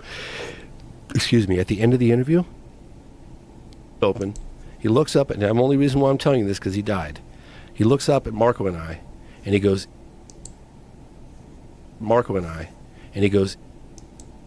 way out there, please, just tell us, please, I swear on my life this happened. He gets in the car, doors open, he looks up, and the only reason why I'm telling you this because he died. He looks up at Marco and I, and he goes, it happened. Closed the door, and off he went. Now, the reason why I share that is because that's not something that I can put any weight on for the documentary for people like you, right? But as a personal message for me, knowing that level of validation on the inside, it kept us going. It was like, okay, why on earth would he have done that? Why on earth would he say? And that kept Marco and I going, and that was a personal level of validation. That is there any conventional explanation why the military shut everything down, why they had military barricades set up around that area? Secrecy. No, they did try to. A lot of the real secrecy of UFOs is from the American side. What I've heard from other people in the government, where we have special operations teams that we retrieve these crashes from extraterrestrial craft. We get them to other countries. We could be there within a couple hours sometimes. And we will get these craft. We cut off their military, cuts out their police.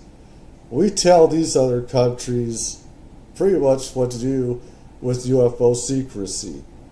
Some stuff gets out that there was a crash, and then they cover it all up. That's mainly the U.S.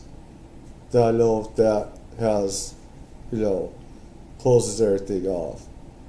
I say that the creature was this guy who's got like some deformities, but I've seen the guy Modine or something like that. But you talk to the witnesses. But why would the military shut the town down because of a guy with deformities? And then for the doctors in the hospital, they said there was like a midget having a baby or something weird, just something that was just so ridiculous. It was like, and you talk to the witnesses, and they're just like, "Oh, come on, I'm not even gonna, that's laughable at best." I mean, these girls came within 8 to 10 feet. Three women, Katya, 2 sisters, Liliani, and Valkyria, 14, 16, and 21. They got within 8 to 10 feet in broad daylight of this creature. And one of the things that doesn't come across in the film, when they saw this thing, they're looking like, what are we looking at here? They're walking through this field, and it's up against a cinder block wall. And one of them was looking at it, what is that? And it was crouched by the wall. It was weak and feeble. And one of them kind of like screeched. Like, what is that? And it turned, and it looked right at the girls, locked eyes on them. Liliana grabs her younger sister, who's 14, Valkyria, and hightails it out of there. Katya is 21. She's frozen in her tracks, locked eyes with this creature, and it's communicating with her. Please help me. He wants help. It's weak, and it's feeble, and it's scared, and it's crouched down. Liliani realizes that Katya is back there. She gets, 100 feet down the path. She leaves her sister, stay here, I'm going back to get Katya. She runs back. And I asked Katya, and I asked all the girls, during that moment of contact, when you lock eyes, I know it's only a brief second, but during that moment of contact, what did you feel? Like, put me there. That's where the title comes from, Moment of Contact, because that was when they locked eyes on this creature. And that's when Katya said, help me, I'm scared. And it was feeble and suffering. And it's a very powerful moment. And these girls have been saying the same thing. The mother, it's the first time I'd ever reported on these so-called like men in dark suits that show up and intimidate witnesses. Honestly, I've been hearing about those cases for so many times, but I've avoided them because it's got so much baggage from men in black. It's just ridiculous. I just didn't even want to be associated with it. They do. But I'd heard it. I can go on until I'm blue in the face. I can go till tomorrow morning with the amount of cases, with generals too. But this time, when the mother said that these men showed up and tried to get the daughters to say they were lying and offered her a briefcase full of $100 bills and they could relocate, I don't know, for some reason I said, okay, for the first time in 25 years, I'm going to report on these guys. And I did. And it's in the movie. You can hear the mother talking about it, and she's so emotional. And the mother came back to the location right after it happened. The smell, that stench, and the footprint on the ground. I mean, everybody talks about that stench, that it was so... They said, if you ever take like a skunk, multiply that by like 100,000, that would give you some indication of the level of like how putrid and nasty. It was paralyzing. And it stayed in the areas, like at the hospitals when they did the x-rays, and everybody talks about it. That stench, it's just unbelievable. Like it fills your navel cavities and doesn't leave for a week. Yeah. It was incredible. And they all said the same thing. And they couldn't get it out. They couldn't get it out. Yeah, they sanitized the hospital. The guy said that he had to close off that wing of the hospital while they were sanitizing it because it was so intense. So How long did it last for? I heard days and weeks is what I heard from people, and even the mother said when she went to where the creature was, she said that the stench even there after the creature was gone got in her nasal cavities, and she tried to flush it out with water and saline or whatever, and she just couldn't get it out of her nasal cavities. Really crazy. But they all did. I mean, everybody talked about that stench. You know? I mean, the military officer, the guy that drove the creature around, I was sitting across from... I heard, well, I know that with some ETs, their bodies can degrade really fast in our atmosphere. And so they can't be, I mean, some can, of course, you know, their underground bases and stuff like that. Some can do fine with that. But with some, I've heard their bodies degrade really fast in our atmosphere, our sun, and everything else, and everything. So, with our weather and everything. They're just not built for that. From him, you can't see his face, but I did. And I'm looking this guy in the eyes. I'm thinking, I could be looking at a guy that drove a fucking alien around. You have no idea, dude. You have no idea. How did he describe it? So fucking intense. When I came back from that trip, people were like, how was your trip to Brazil? What was it like, man? They got great, you know, smoothies and coffee, and I'm just like, you guys have no idea. I think an alien spaceship crashed, and they recover live aliens, and we made contact, and the Americans came in. That's what I'm thinking about. So I told a couple people. On the last trip I came back, I was just like, I was so rocked. I couldn't reintegrate back into culture. I was just like, fuck, I think this happened. It's the biggest story ever. So people were asking me.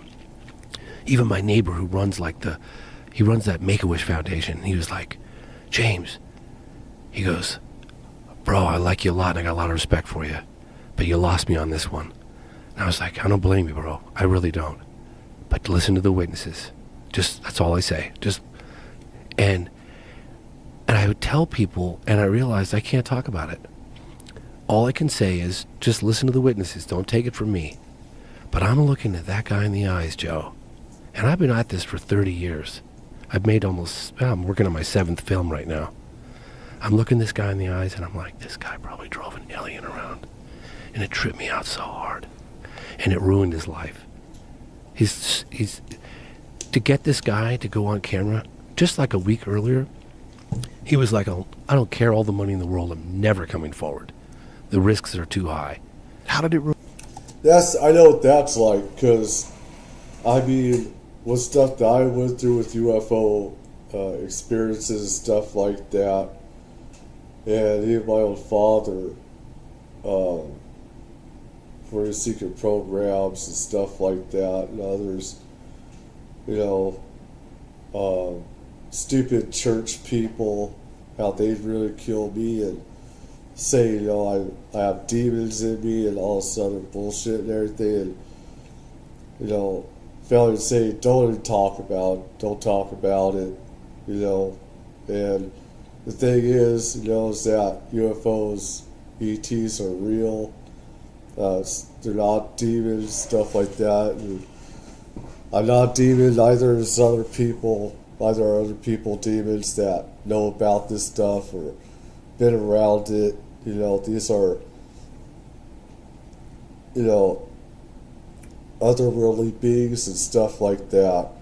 You know, there's good and bad with them and stuff like that and everything. So I know what it's like, you know, to have that where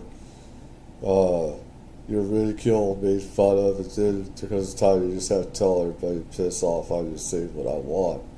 Is what I know. Ruined his life. Because you're harboring this secret. You're being watched. You're being told not to ever talk about this. And you're looking over your shoulder all the time. And they call you, the military calls you periodically. They want to know where you are. And he's got this secret inside him that he can't tell the rest of the world. And he's thinking about all the different, everyone's out there speculating, is it real, is it fake, is it real, is it fake? And this guy drove a body around. Just think about that for a second. Think about the doctor who took the x-rays of this thing. Marco Leal, thank you, Marco, you're the man. Marco Leal found him 8 years ago. And he was like, he confirmed the story. He was still working at Regional Hospital. He goes, I'll never come forward. Marco kept going every year back and forth. Then he retired, and 4 years after he retired, he agreed to meet with us. He wasn't even sure he was going to go on. And I said, look, man, we'll film you from the back. We'll disguise your voice. Showed us photographs of him at the hospital. We know we've been trying to get at him. Excuse me. At the end of the interview, he said, thank you. I feel so much better. I've been shouldering that burden for 26 years, and I've so desperately wanted to tell somebody, to share that story with the rest of the world. And you meet these people, and you think, why on earth they didn't come to us? They're not trying to sell their story. We tracked them down and begged and pleaded with them to come forward. When I found Martha, the sister of the deceased military officer, Marco Chirizi, we were knocking on doors.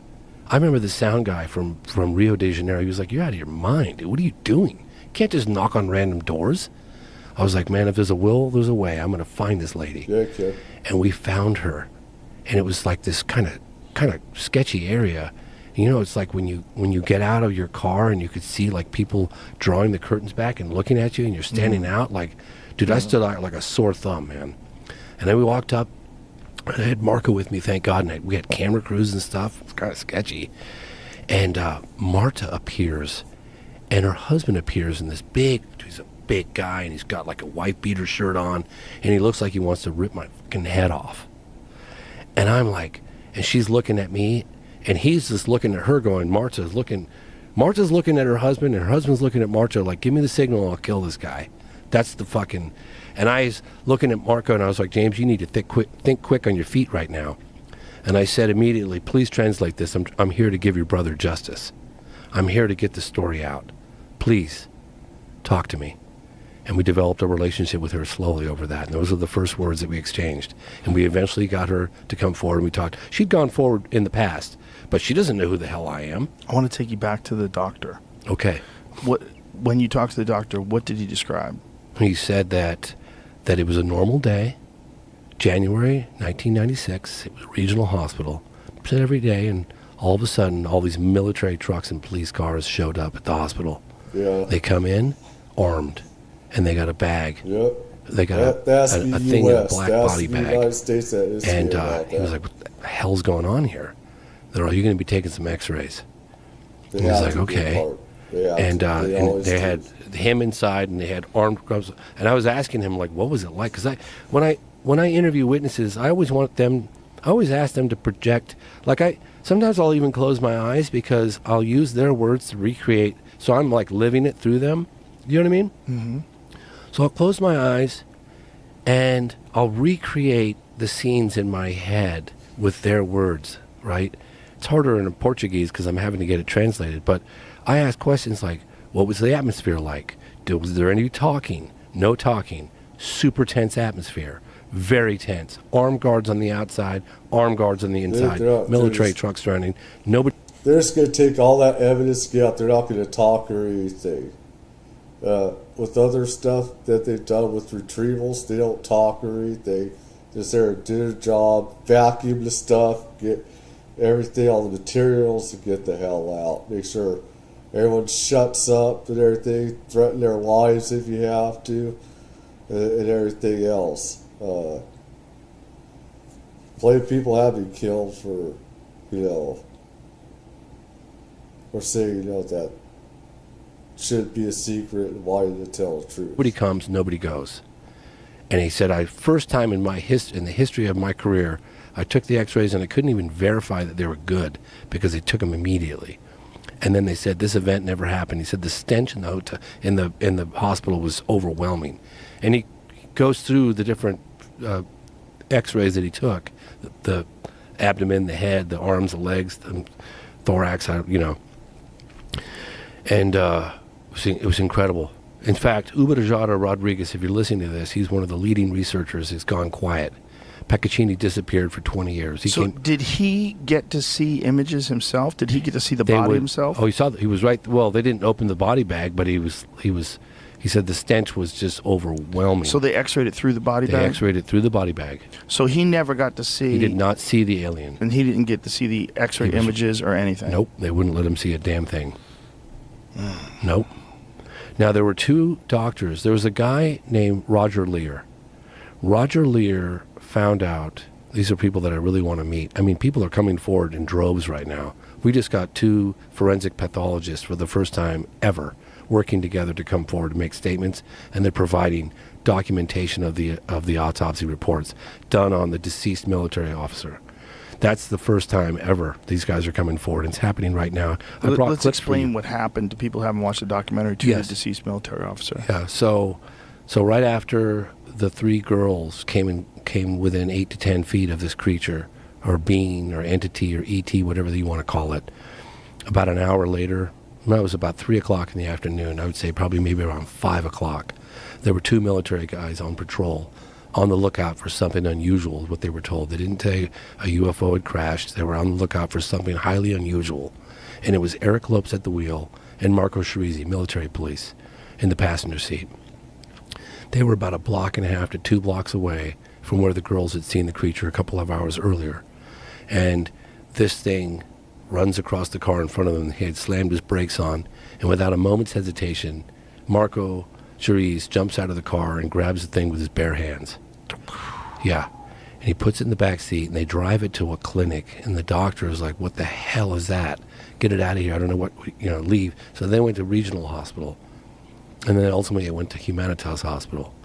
And so we have testimony from Military X that when he drove it from Humanitas Hospital, it's in the movie, but he drove it from Humanitas Hospital to as a military base where it spent the night in the truck for 1 night, and then it went from there to Espesex Campinas. It's like a university. It's where all the intellectual scientific heavyweights reside. And then it was there, I think, under examination, according to the witnesses that we talked to, for a day or 2, and that's when the Americans flew in to Campinas. And we have the radar military control officer who came forward last year, actually 2 years ago when we were there filming for the last time. His name is Marco Feres, F-E-R-E-S, and he came forward for the first time and said, yeah, in January of 1996, this plane came in, USAF, he kept calling it, United States Air Force, came in, it didn't have the authorization of the Brazilian government. He was like, this thing can't land. And some higher up stepped into the room. This is his testimony. I'm just relaying what he said. He said some higher up came in the room and said, let it land. And it came and it landed at Campinas.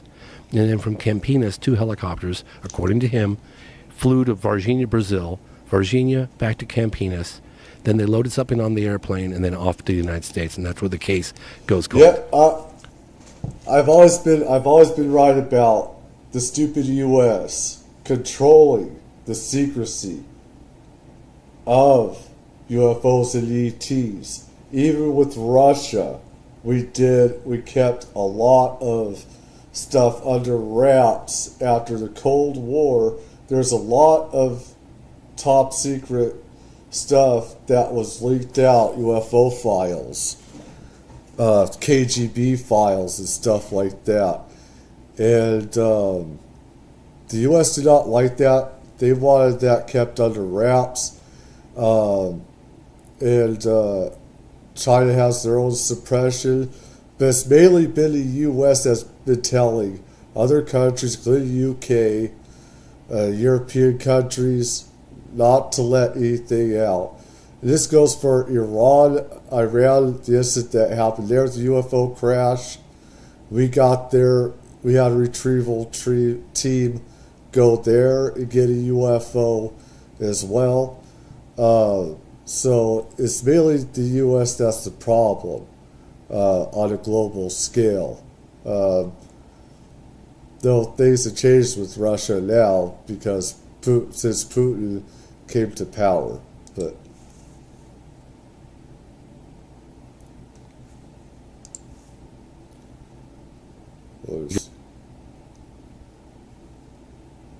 Brazil is known as purely by chance. I've managed to track down 3 primary witnesses who reportedly saw this thing, Operation Plate, this village in Brazil, we're just terrorized by UFOs for months to where people were actually attacked. I think a couple of people actually died. There's just so many reports of at night in the ocean, there would be hundreds of different shaped UFOs. This thing, Operation Plate, this village. This is something I knew about before they even did a video on this. In Brazil, I was worried if I could get Fuck YouTube. UFOs just Fuck go. you, YouTube, if you try and do it. But I don't care about YouTube. I really don't give two shits about them. And as you walk downstairs, you see size 11 muddy boot prints in your living room carpet that were not there the night before. Now, but I can't find it on here, but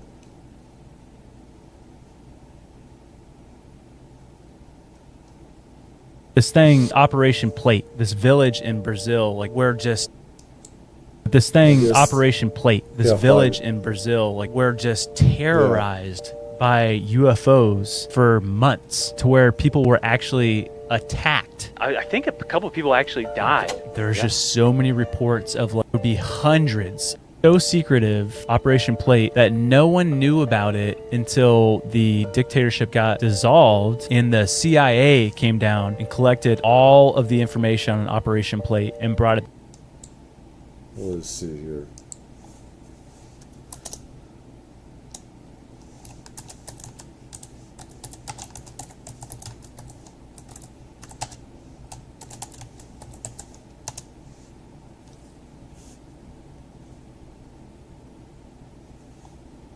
I think that's all I'll do right now.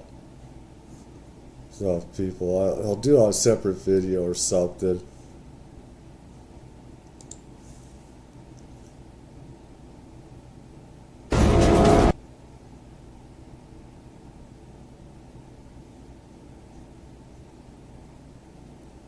I hate shit tube a lot of ways because they'll turn off even though they don't own the fucking rights to this thing.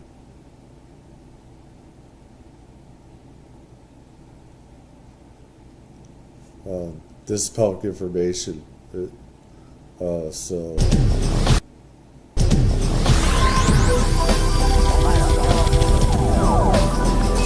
Na hora eu senti só o muito pacata. That's pretty good. Hello, I welcome. have to do it on a special. I'd have to do on a special video or something. But anyways.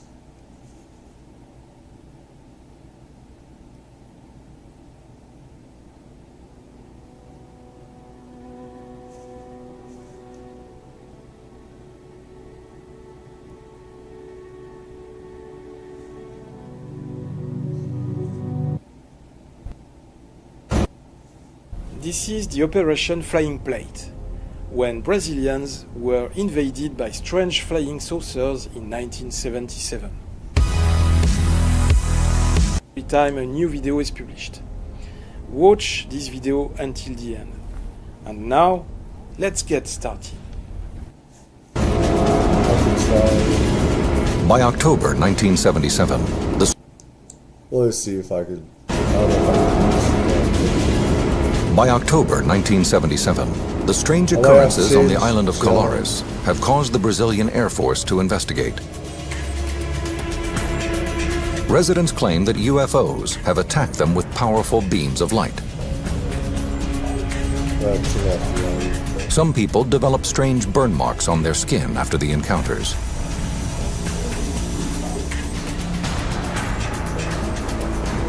Two women have even died. The Air Force's project Operation Saucer, under the leadership of Captain Urange Holanda, is gathering information on the mysterious sightings.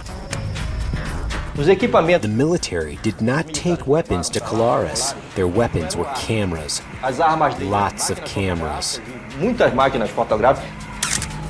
Over a 4-month period, Holanda and his team take photos and make sketches. These are their actual drawings.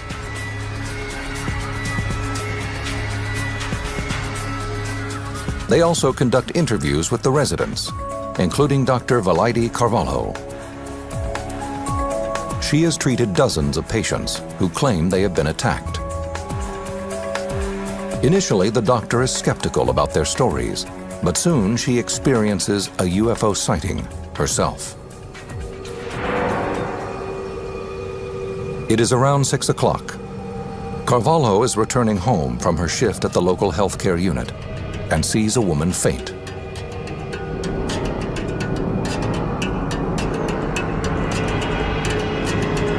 I looked up, and that which I had denied, that I didn't believe in, that I thought was the product of delirium, craziness, made-up stories, people wanting attention, I saw the object at the height of approximately a 10-story building.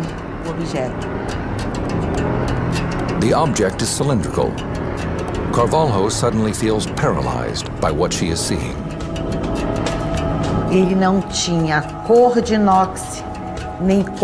didn't have the color of stainless steel, or the color of silver, or the color of anything else. It had its own color, and it moved in elliptical movements. It was directly over my head, making elliptical movements and coming back again.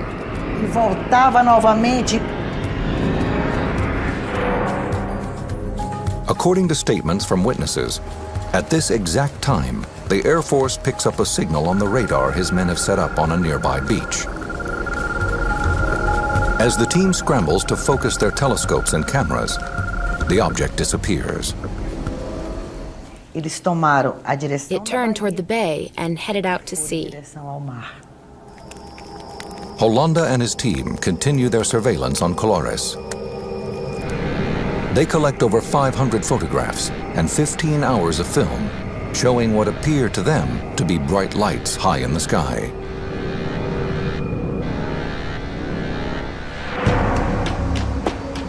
The reports from the investigation are sent back to Comar headquarters in the nation's capital of Brasilia. The Air Force really delved into the investigation. They had to give some kind. And this happened. There's been more stuff that's been happening in Brazil over there with UFOs, with different lights, stuff like that. Hold on. I'm in the... Not that one. Not that one. I need to re-edit.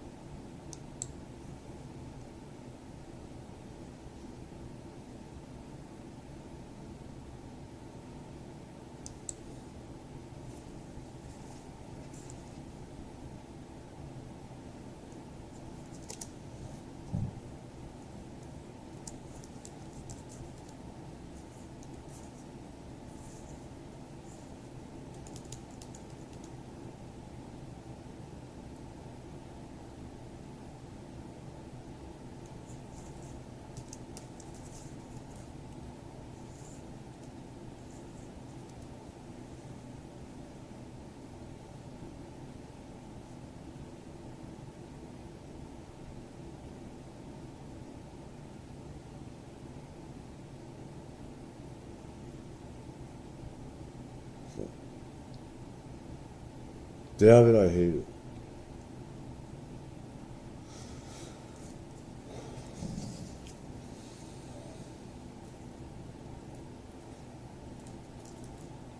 Try to edit this.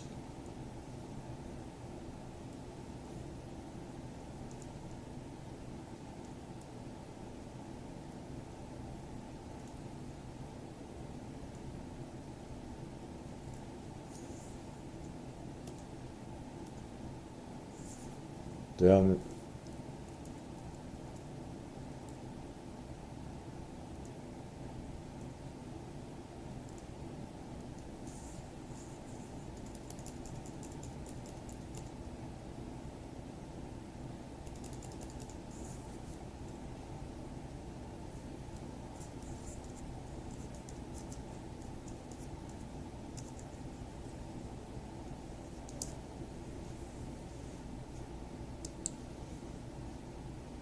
Yeah.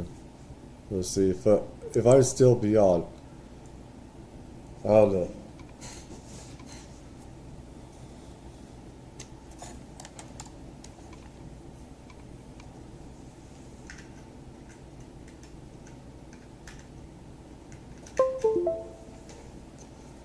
See if I can Hope YouTube doesn't go out. Of an answer to the people that were having these encounters. And I'm certain that it came as a surprise that the military men from the Air Force themselves began having their own encounters, their own experiences.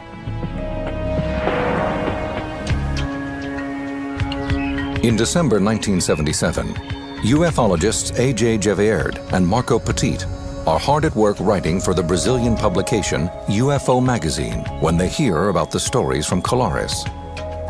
The military operation is the first military operation that we know of in Brazil and probably in the world, entirely dedicated to try to understand what was going on here involving the UFO phenomena.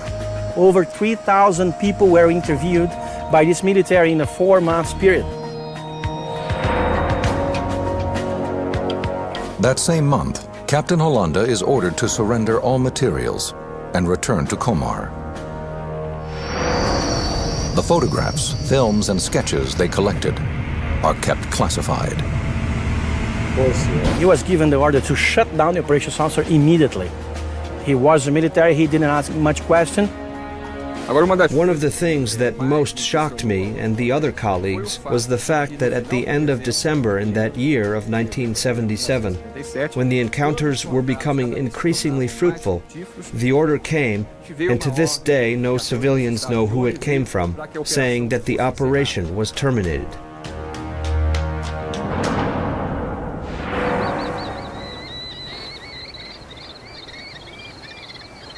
Over the next few months, reports of strange sightings and bizarre attacks subside. In time, the stories about mysterious lights in the sky drift into local legend. For the next 30 years, Operation Saucer is kept under wraps, but Captain Hollanda does not remain silent forever.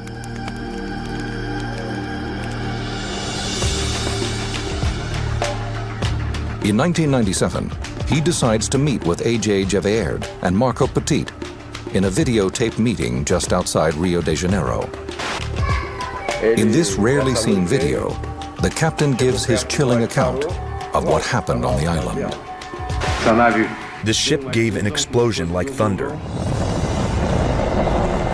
A very strong explosion and brightness. It took off at incredible speed toward the atmosphere. And disappeared among the stars.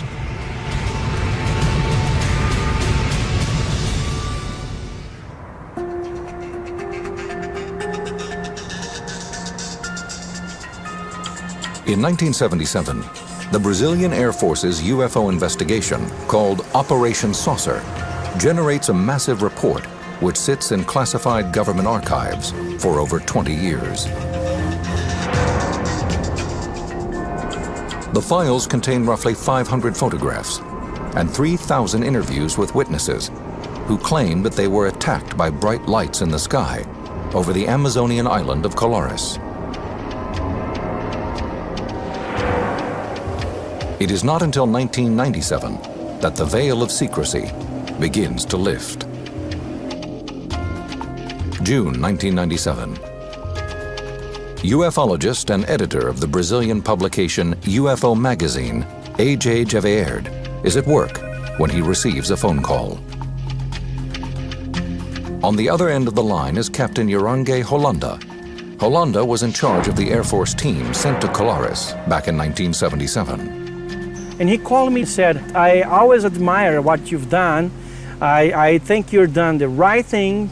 And in the past, we weren't able to talk because, you know, I was in the military, but right now, I'm retired.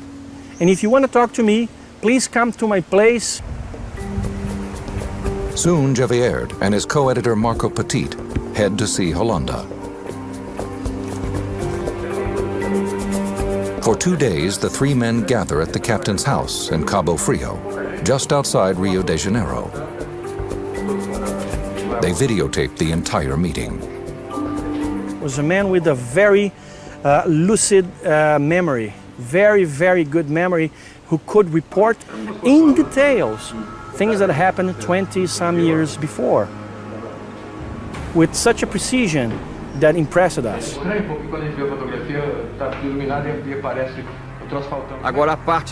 The most important part, without a doubt, is his description of the encounters he had with these ships. He came face to face with ships that sometimes were 100 meters in diameter, of varied shapes, and that really placed him in a situation that few people, in global terms, had the opportunity to witness. We could hear a sound like an air conditioner. That kind of dull sound.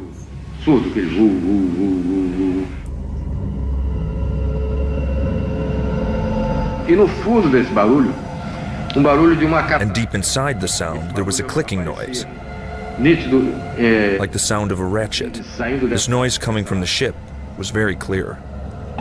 Hollanda describes in detail 3 different encounters with alien spaceships. These are the drawings he made to depict his first encounter.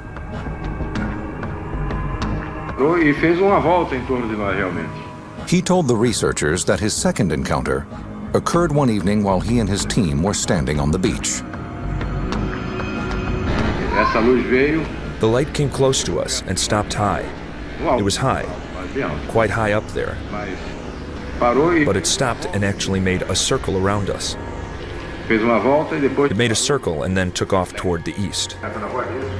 The captain then describes his last and most shocking encounter. He tells the ufologists that he was visited by a humanoid from one of the ships while he was in bed. I was lying on my side. Suddenly, a very powerful flash lit up the room. I was startled. I heard a strange thing, and immediately afterward, there was a being behind me, hugging me. It was a rather strange situation. The captain then goes on to describe the alien. It was 1.5 meters tall, more or less, dressed in a suit resembling an astronaut or a diving suit. It was kind of soft. It wasn't very tight. I didn't see the face. It had a mask that was lead gray, and I couldn't tell the details of the face. I didn't see any eyes. I didn't see any shape. Hollanda also tells the researchers that the alien spoke to him. I was very frightened. And that thing behind me, hugging me, squeezing me. And it spoke into my ear in Portuguese, with a sound. It seems like a computer, that metallic voice.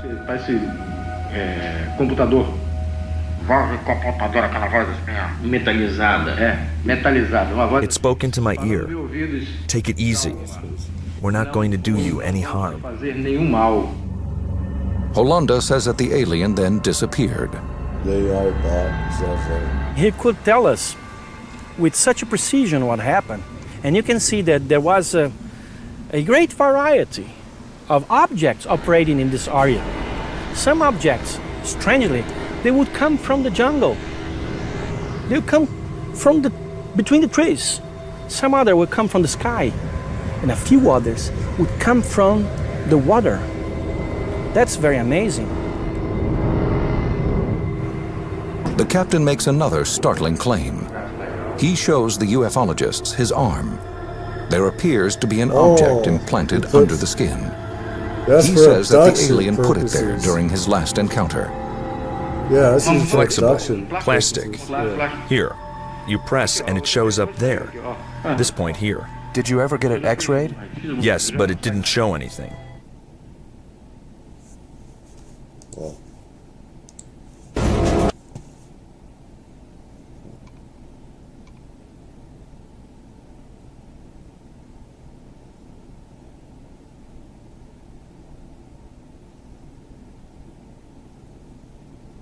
I think that's all I'll do. Anyways, take care. Have a great night. I think I've So I can for right now and everything. Other stuff that I do would be copyrights or whatever. They just did the stream probably, so